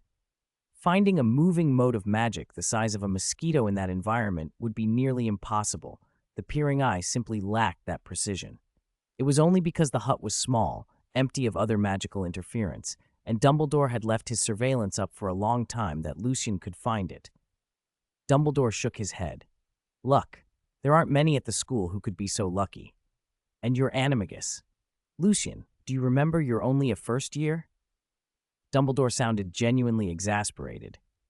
He could accept students becoming animagi at school. More than a decade ago, a few audacious young wizards had tried and succeeded. But how old was Lucien? Dumbledore recalled that James Potter and his friends had only attempted becoming animagi in their 5th year. Those teenagers were gifted, well-practiced in transfiguration. This boy had officially been practicing magic for only about half a year, and already his transfiguration was at that level. What troubled Dumbledore further was that Lucien transformed without using a wand, a skill only accomplished animagi usually had. When had Lucien become an animagus? Dumbledore's mind went back to that Christmas Eve. He had been visiting an old friend and was away from Hogwarts, but the ghosts later reported a fierce storm that night. Animagus rites required both a solid transfiguration foundation and good fortune. Natural phenomena, moonlight on mandrake leaves at a second full moon, or exactly the right thunderstorm, could decide success or failure. Some unlucky wizards had to wait years. Had Lucien only needed until that stormy night to succeed? The thought made Dumbledore's bright blue eyes flash with a rare puzzlement. "Lucien, if you don't mind, could you demonstrate the transformation?" Lucien inclined his head, and with the practiced ease of someone accustomed to the change, conjured the image of an owl in his mind. In an instant, his body shifted into a plain brown owl. The commonness of the creature worked to his advantage. Owls are so familiar in the wizarding world that they fall into the background. A crocodile, a bear, or a lion would have drawn attention. And thanks to the prodigious transfiguration talent bestowed by what Lucien cryptically called Loki's Faceless, his animagus form was not fixed. He could fine-tune external details, patterns, eye color, plumage, unlike ordinary animagi, whose animal forms are usually consistent. Dumbledore applauded softly at the sight. "Excellent." The owl hooted once, "Hoo!" and Dumbledore's eyes crinkled into delighted crescents behind his half-moon spectacles. "The owl form suits you." The bird fluttered up, hovered, and landed with a feathered rustle. Dumbledore seemed pleased as he relaxed into a small laugh. "Lucien, you didn't deliver all those Christmas presents yourself, did you?" The owl cocked its head, turned it halfway around, then nodded. Lucien couldn't help himself. He'd only recently become an animagus, and the novelty had delighted him. He hadn't delivered many presents, and compared to the shed's proper post owls, his deliveries hadn't been exhausting. During holidays, the shed's owls worked from dawn until dusk. His stint had been a pleasant diversion. Lucien transformed back into a boy. "Headmaster, were you pleased with the Christmas gift I sent?" Dumbledore stroked his beard, eyes softening. "The socks you sent are wonderfully soft and warm. It's been years since I received." He paused, then produced with a small flourish a curious contraption from thin air. It looked like a reclining spider clutching a ball of yarn, its spidery legs moving in a blur as they wove the yarn into a woolen sock. "This is brilliant transfiguration combined with practical alchemy," Dumbledore said, pressing a button and smiling. "You learn quickly." Lucien deflected the praise politely. "That's thanks to careful guidance from the professors and you." Dumbledore chuckled. "Everyone likes a good student. Would you like to learn this little magic for remote observation? Lucian's eyes lit up. Dumbledore added quickly, it has its limitations. The more complex and precise the enchantment, the shorter it lasts and the fewer of them you can maintain at once. So it can't be used to watch everywhere, all the time, Lucien said, unsurprised. The more intricate a spell, the more restrictions it carried. When I use it, I can only focus on the most important people and places. You understand? Dumbledore asked. Lucien nodded. I do. For instance, Harry, or the Philosopher's Stone. Dumbledore's expression flickered with surprise. Oh, so you already know about the Philosopher's Stone? That was faster than I expected, Dumbledore murmured. Lucien produced a chocolate frog card from his pocket and handed it over. Hagrid mentioned Nicholas Flamel to me, and I saw this card afterward. It also mentioned the famous alchemist. Dumbledore adjusted his glasses, looking at his own portrait on the card, and sighed with fond resignation. I read recently about Nicholas Flamel. He is, would you believe, 665 years old. Lucien explained clearly and coherently what he had heard. Dumbledore listened, then said, I know you and Hagrid are friends. He's a reliable man, someone you can entrust your life to. But sometimes, Dumbledore added, if it's a secret. Lucien laughed. Hagrid was a notorious blabbermouth, half-giant, and the sort who would take Veritaserum like water. Headmaster, you wanted Harry to learn about Flamel and perhaps meet him through Hagrid, didn't you? Dumbledore exhaled. Lucien, you are very clever, perhaps too clever. If Harry had nothing but comfort and easy solutions, he would miss necessary trials. People need to face difficulties to grow. Lucien understood. Dumbledore's long-term plan, the patient shaping of Harry, training him to face Voldemort repeatedly so he could grow stronger and braver, was clear. The prophecy said this boy who had survived would be the one to defeat Voldemort. Dumbledore believed it, and so deliberately limited interference. Still, Lucien remembered what Firenze, the centaur seer, had said months earlier. You will change the ordained paths of those around you. In a world where prophecy is usually fixed, Firenze had insisted Lucien could shift fates. How far could those changes go? At least in Harry's case, the effect was already visible. Because of Lucien's tutoring, Harry had advanced in potions far sooner than he otherwise would have, without needing the Half-Blood Prince's notes. Lucien reached into his pocket and produced Harry's recent exam paper. Headmaster, would you like to look at Harry's performance? Dumbledore took the paper with curious fingers. He had known Lucien tutored Harry and heard from Snape that Harry had made notable progress in potions, but he had not seen the specifics. As Dumbledore scanned the paper, surprise replaced curiosity. Does the boy normally have to answer questions like these? He asked. Lucien shook his head. Not usually. This was a final exam I designed, covering a lot: charms, history of magic, herbology, and so on. There was a practical component too: brewing potions, tending plants, casting spells. Mostly I've concentrated on potions with him. Dumbledore wiped his forehead. This is a great deal of material. What Dumbledore didn't say was that the curriculum Lucien had given Harry exceeded the usual first-year scope. He read through earlier papers Lucien had pulled out as well, watching the progress unfold. Dumbledore said, nodding. Harry's progress is obvious. That's right. He has real talent, especially in potions and in defense against the dark arts, Lucien said. He paused. Harry's tuition payments are sufficient. After his second year, I want to begin formal lessons in defense against the dark arts. Practical training is essential, Lucien continued, but the theoretical foundation should be laid at the same time or even beforehand. Dumbledore's face showed appreciation. Lucien, Harry is fortunate to have you. He hesitated, then offered, have you considered staying at Hogwarts after you graduate? You have a gift for teaching, and your temperament would suit the school. Lucien did not answer immediately. Being a teacher at Hogwarts would be an excellent path, to instruct while deepening his own learning. Yet the world held ruins and lost magics to explore. Travel was tempting. Thank you for your confidence. If I have the opportunity, I will consider it carefully, he said at last. Dumbledore laughed softly and seemed pleased with the answer. Then, as if remembering something, he reached into his robes and withdrew a small object. He opened his palm and revealed a translucent red gem that seemed to glow faintly from within. Lucien, he said quietly, What do you think of immortality? Lucien stood with his back to the mirror of Erised, watching the translucent red gem in Dumbledore's hand. The headmaster had just asked him a strange, pointed question. What do you think of immortality? The gem ought to be the philosopher's stone.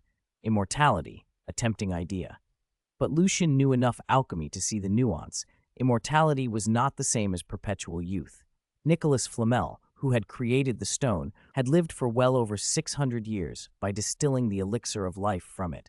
Yet Flamel aged, his body had grown frail, his bones brittle. Even a gentle handshake could have broken him. That was the price of time. Longevity would give Lucien more hours to learn, more days to pursue the endless seas of knowledge that fascinated him. This world held more wonders and specialties than one lifetime could contain. Wizards lived longer than Muggles. Certainly, many commonly reached a century, some 150 or 200, but it still felt small when measured against everything there was to know. He shifted his gaze from the gem back to Dumbledore and answered simply, "Headmaster, immortality is desirable. It would buy me time to learn. But is there a downside to the immortality this stone offers?" Dumbledore prompted, his eyes crinkling at the corners in that familiar, half-amused way. Lucien was frank. "Yes, I am curious about the stone's mechanism. Aside from turning lead into gold, what does it do to grant immortality?"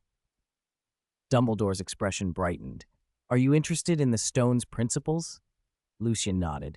The stone was alchemy's pinnacle. He wanted to know whether its prodigies were mere matter transmutation or something deeper. The Philosopher's Stone bestows something like immortality by strengthening the soul, by replenishing its vitality and anchoring it more firmly to the body, Dumbledore explained. But it cannot restore life force that has been extinguished. That is its limitation. Soul. Lucien felt the word settle differently in this world, where soul could be treated almost like a practical component of magic. It reminded him of darker studies, Voldemort's experiments, the Horcruxes, the way a fragmented soul clung to existence by unnatural means. Voldemort's current state, a kind of remnant soul bound to the world, was precisely the sort of thing that could be aided, in part, by what the stone offered. Strengthening and sustaining the soul might not make a man young again, but it could stabilize someone like Voldemort enough to be useful. Lucien's eyes narrowed. "Headmaster, is this stone genuine? Does it still possess the full power to grant immortality?" Dumbledore's smile deepened, as if he had been waiting for that question. "Why do you ask?" "Harry and his friends believe someone is trying to steal the stone," Lucien said. "They told me it's supposed to be under the trapdoor guarded by Fluffy. I went to have a look, and there was nothing under that trapdoor." A brief, embarrassed curl touched his lips. "If everyone believes the stone is there, but it isn't, doesn't it look like bait?" Dumbledore considered him for a long moment, then sighed. "Sharp deduction. The stone in my possession is certainly capable of transmuting lead to gold and of improving ordinary potions." He left the rest unsaid, but Lucien understood. Whatever the stone could do now, it was not the miracle Voldemort hoped for. Reshaping a body, reversing death, those were beyond it. The stone could stabilize and feed a soul. It could not resurrect what had been lost. "May I hold it for a moment?" Lucien asked without preamble. Dumbledore blinked, taken slightly aback by the bluntness, then recovered. Lucien's interest in alchemy and potions was genuine. He had the sort of studious curiosity Dumbledore admired. Still, the headmaster raised careful conditions. "What would you do with it?" Lucien's reply was immediate. "I don't need to turn lead into gold. I want to see whether a potion brewed with the stone is different from the same potion brewed without it." Dumbledore chuckled. "Curiosity is a fine motive. Your skills in potions and alchemy are advanced for your age. If you wish to try, I will supervise you, under my watch, and you must keep this matter strictly confidential." Those terms suited Lucien perfectly. His goal was practical. His debts to the Qilin loan would be repaid if he could brew a particular potion. He had no thought of using the stone for anything darker. A watchful headmaster meant fewer mistakes, and frankly, more learning. "I would be honored by your guidance," he said. They left the mirror room together, the stone secure in Dumbledore's hand. On the way out, the headmaster suddenly looked as if he'd remembered something else. "Oh, by the way, Lucien, If you become an animagus, you must register with the Ministry of Magic. Unregistered animagi, if discovered, can be sent to Azkaban. Lucien restrained a smirk. Unregistered animagi were more common than the Ministry liked to admit. James Potter and his companions had been unregistered in their day. Rita Skeeter, who had a knack for squeezing stories from impossible angles, was an unregistered animagus who took the form of a beetle. Only 7 animagi were officially registered at the Ministry. McGonagall was one of them, and she was not the type to hide the fact. Lucien thought of all the ways being an animagus had been useful to him. Stealth, observation, the simple pleasure of moving as a different creature. Many who cherished secrecy or wanted to slip unnoticed would not register at all. Seeing Lucien's non-reaction, Dumbledore softened his tone. Of course, if you're never discovered, it won't lead to trouble. He winked. If you prefer to register properly, I can take you to the Ministry myself. I have friends there. It would make the process easier. Lucien considered the headmaster's offer and the practicalities. He could hide his ability, or he could step into the light and register. Either way, his animagus skill wasn't fixed to a single form. He could change as needed. I'll think about it, he said. Thank you. They parted at the entrance to the Great Hall. Breakfast was already underway, and the castle was full of returning students and the hum of renewed purpose. Harry and Ron waved them over, faces bright with excitement. Lucien, last night I found a very magical mirror. Dumbledore had told them earlier, Lucien heard Harry say, and then the two boys launched into an excited retelling. I saw myself as student council president and Quidditch captain, Ron crowed. Lucien watched them eat as they recounted, Harry's voice much softer when he spoke of the mirror's true effect. Do you want to go see it tonight? Harry asked Lucien hopefully. Ron, who had come close to scolding them both the previous night, bit his lip. He wanted to dissuade Harry from going out again after dark, yet he, too, understood the draw.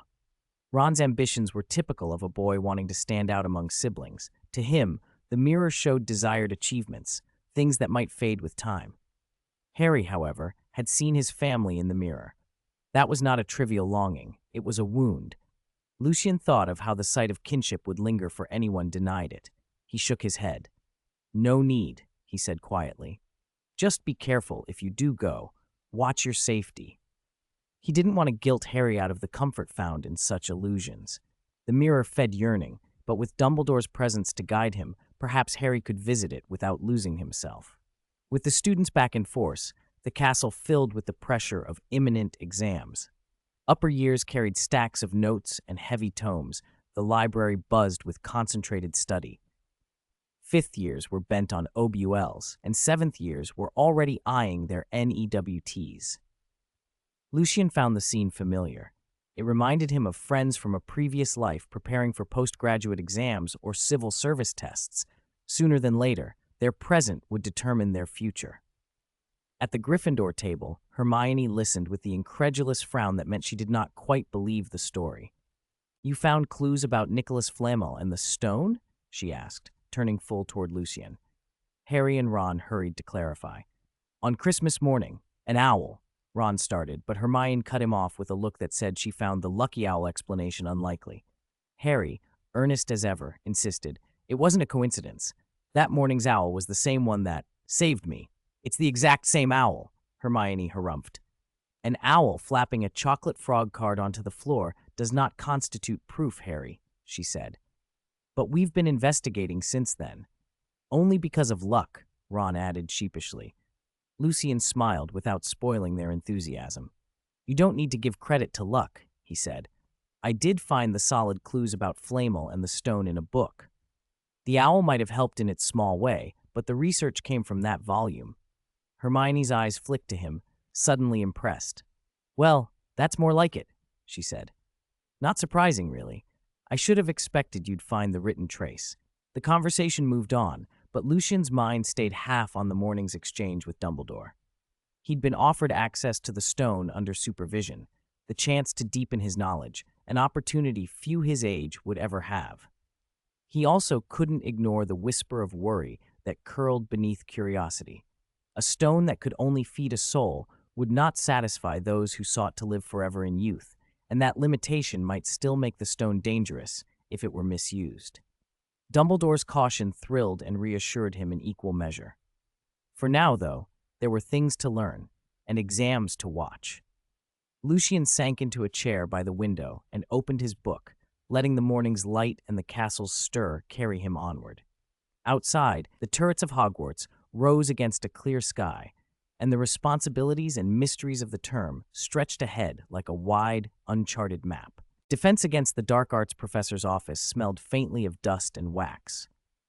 Quirrell coughed again and again, the sound thin and rattling. He pressed a hand to his mouth, a hand that looked almost too frail for his body, his skin drawn so pale it was nearly translucent. Cough. Very good. I've finished explaining the details of this magic. Cough, he managed, voice breaking with each breath.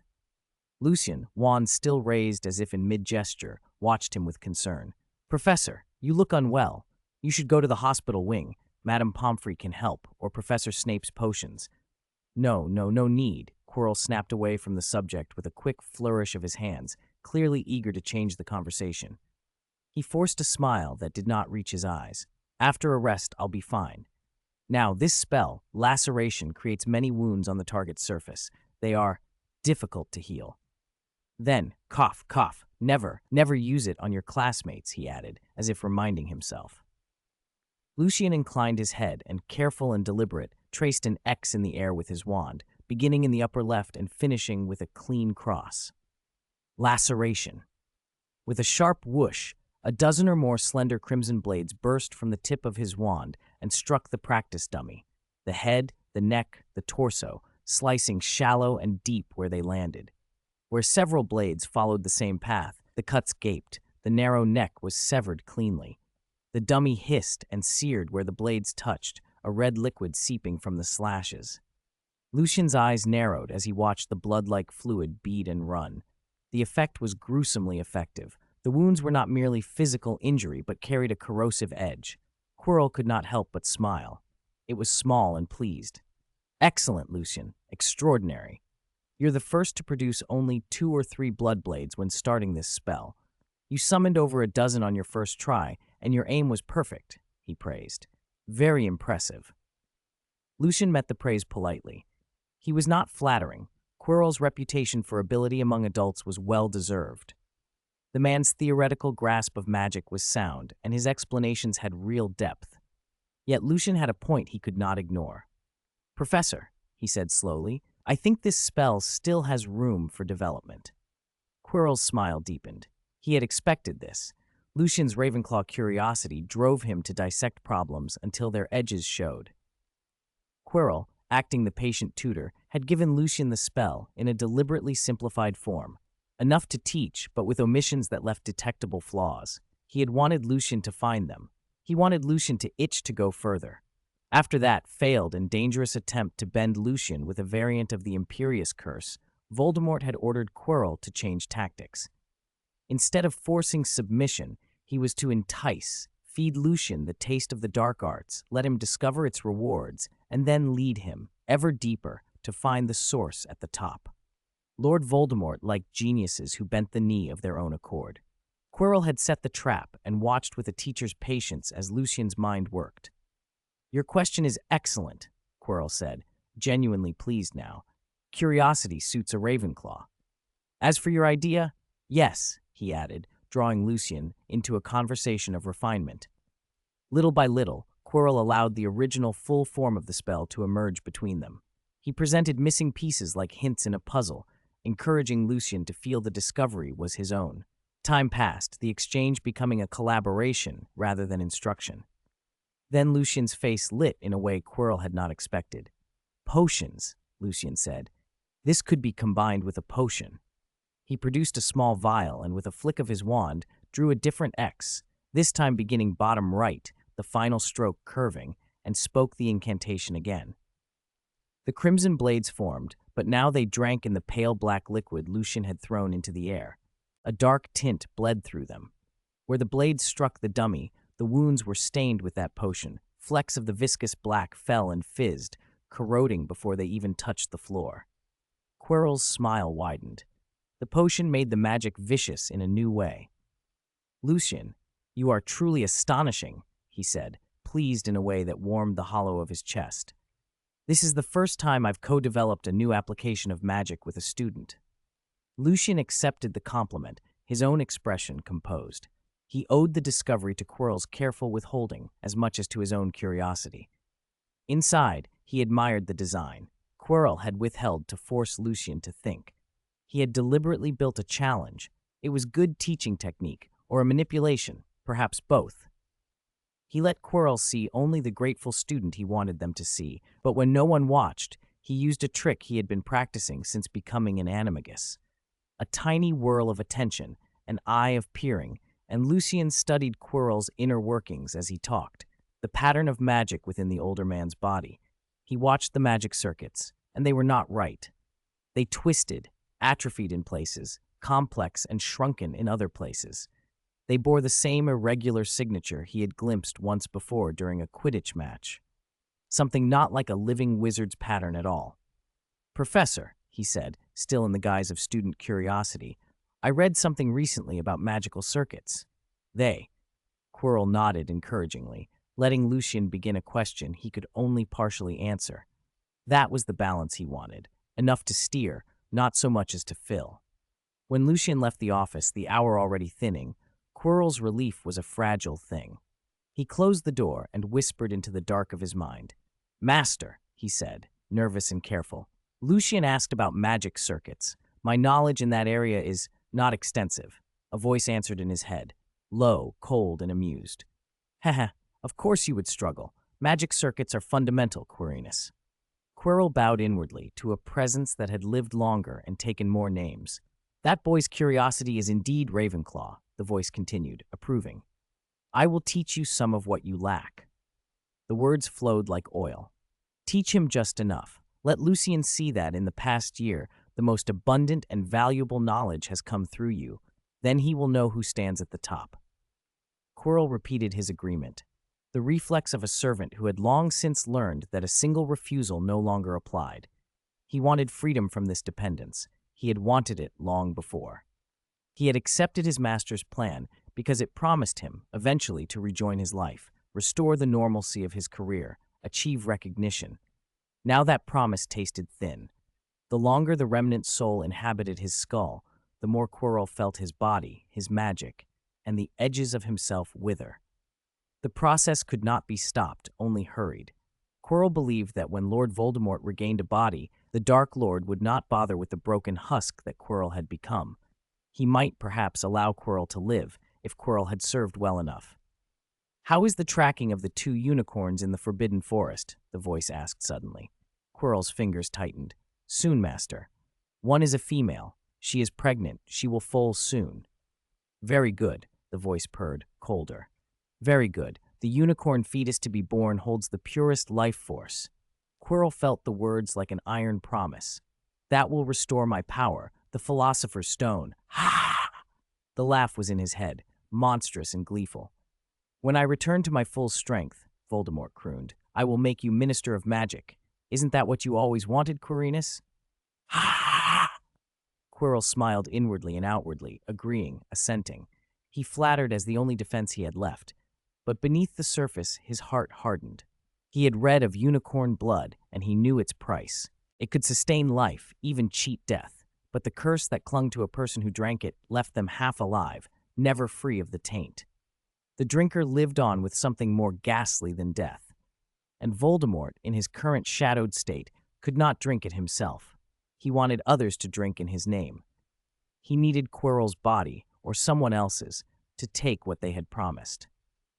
Quirrell's own fate had become a bargaining chip, and the price was more horrible than the pale promises of power. Later, in the corridor between classes, Lucien walked with a book tucked against his chest.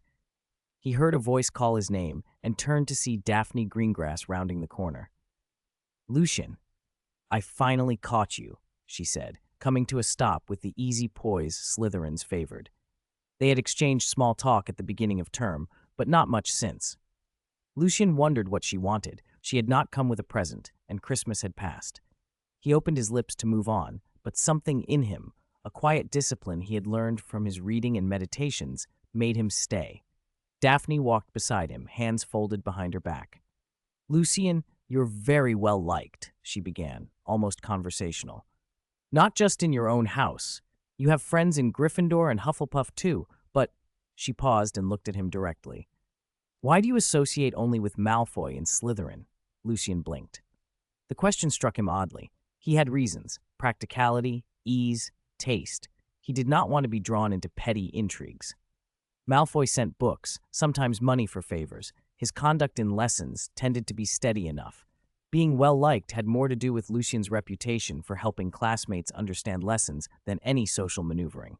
Still, the question made him think of a day in herbology where he had been paired with a Slytherin who had been trying to be clever at everyone else's expense. When Lucien offered a solution, the boy, snobbish and arrogant, smoothed his mud-stained hand across his collar and said with poisonous courtesy, "It is your honor to serve Zabini." Lucien had been baffled for a breath, then furious. He had unceremoniously shoved Zabini into the dirt. Only his manners and Professor Sprout's shocked intervention had prevented worse. The memory hardened his resolve to keep away from that kind of arrogance. He answered Daphne slowly. "Do you know how Slytherins behave towards others?" She did not hesitate. Arrogant, condescending, they look down on anyone weaker or poorer than themselves. Pure-blood dignity is everything. Muggle-borns and half-blood wizards are beneath them. She trailed off, then put a hand to her chest. For a moment, Lucien thought she was about to shift into lecture, but her next sentence surprised him. "I know that well," she said softly, "because I am like that." Lucien regarded her without surprise. Many Slytherins bore that shape of thought. "So what are you trying to say?" he asked. Daphne smiled, a hint of mischief at the corner of her mouth. "One should speak honestly, not pretend. So," she extended her hand. In it lay a slim book, its cover neat and familiar. The smile in her eyes deepened into something warm and almost shy. "My tuition fee," she said lightly. "Are you satisfied, Professor Grafton?" Lucien stared at the book, then at Daphne. The title and the neatness of the offering told him what he needed to know. She had taken out money for his private lessons and had brought the book as payment. Professor Grafton, the name he used in public when he wanted to hide a more contentious identity, was the pose she addressed. He took the book with a small, formal nod, returning the practiced smile she expected. The game had shifted again, but he was not unhappy to play. When Daphne said tuition, Lucien's eyebrow twitched. Tuition. She must have asked Draco and heard about his tutoring. Draco being a Slytherin could complicate things, but a book was different. The book Daphne held caught his eye. Its cover was mainly purple with a subtle wash of gray, the sort of hide that might be hippogriff, tougher and more durable even than dragon leather. The title, embossed in elegant script, read, "Bloodline and Talent." Bloodline. Lucien remembered something about the Greengrass family. The heads and heirs had always been women, the line passing through daughters. Boys were rare among the Greengrasses. Could this book be connected to that? The subtitle hinted at talent, likely dealing with magical aptitudes. It looked valuable. His gaze dropped to a finer line beneath the title, an exquisitely written name, Greengrass. Why would a girl bring a family grimoire to school? Lucien had seen the spellbooks of Harry and Ron. Harry's case was unusual, and Ron only received a book after his family had verified his progress. Draco had shown him a family book too, but it was more a collector's item than a true heirloom. Families didn't hand out their core inheritance lightly. For the few books that contained a family's real secrets, Lucien believed no connection was strong enough to grant an outsider full access.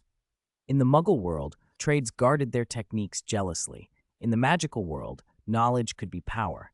No major power would freely publish its most advanced weaponry or technology. They would only invite rivals to exploit weaknesses.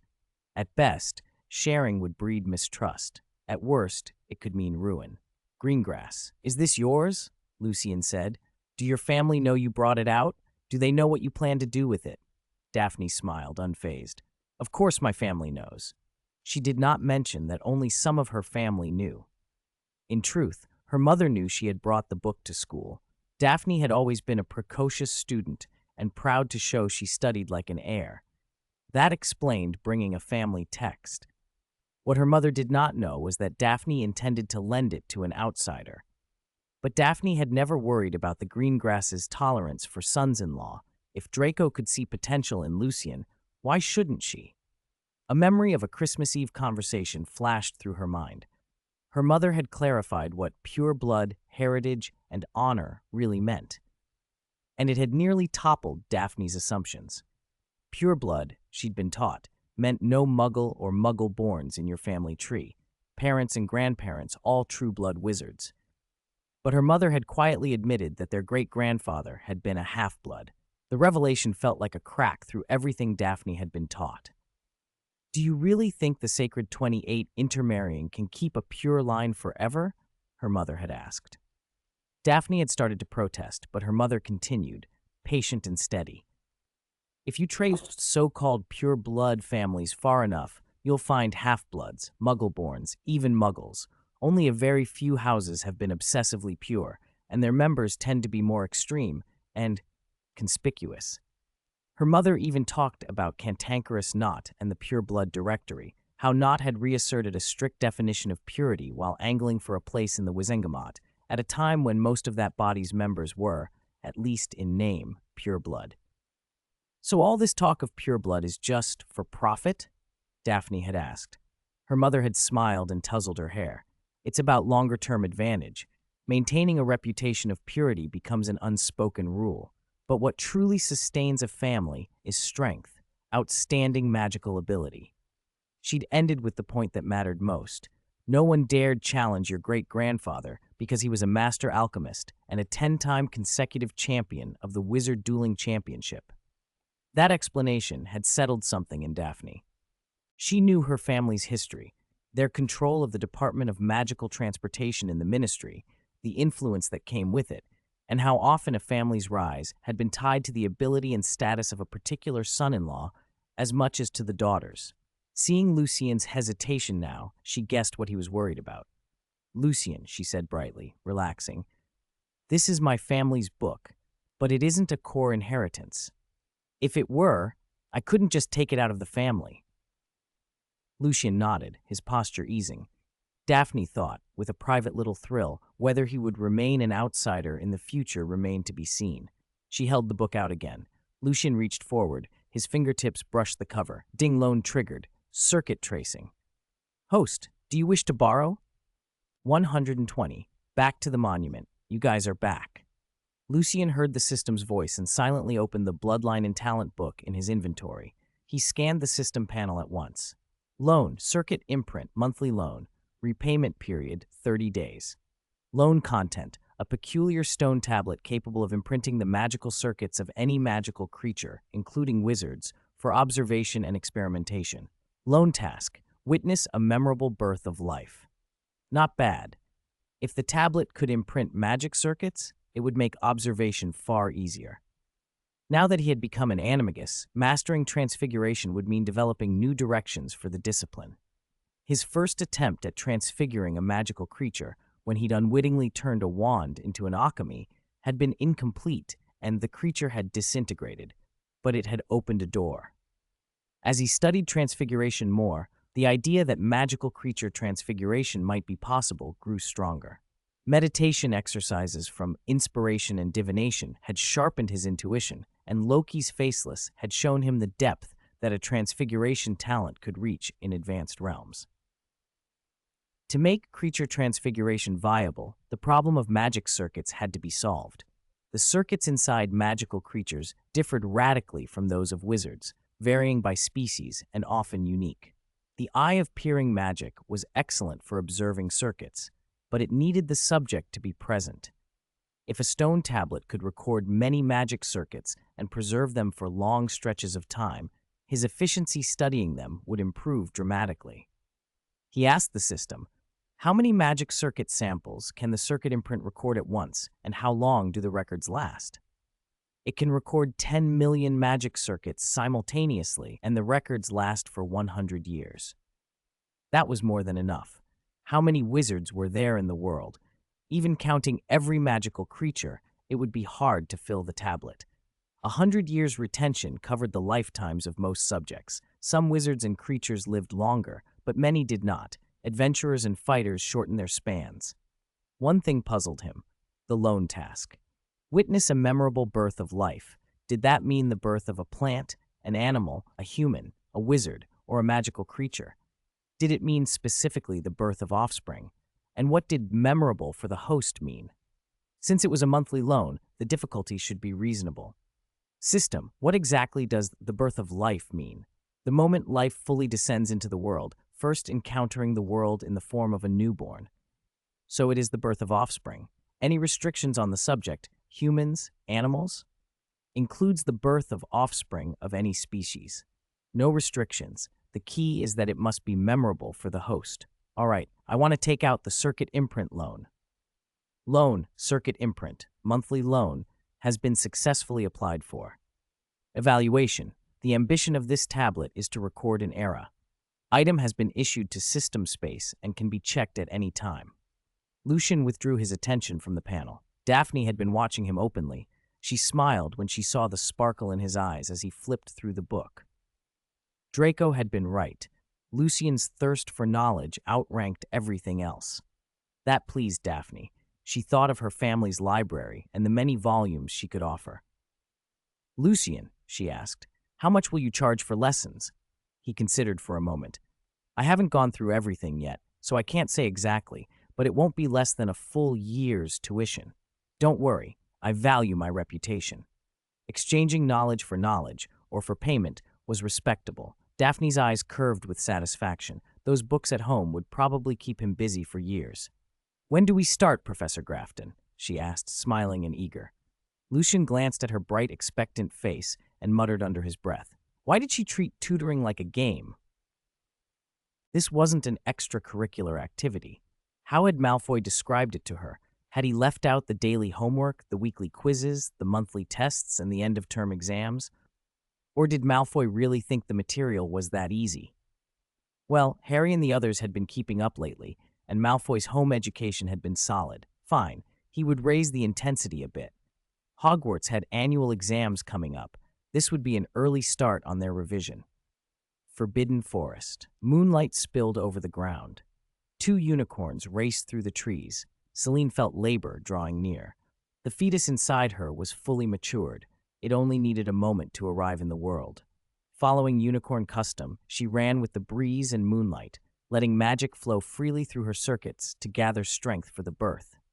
Asterion ran beside her, every sense amplified to guard against danger. At unicorn speed, few creatures could follow. Their silver horns could pierce restraints or break barriers, and their proud swiftness left most rivals behind.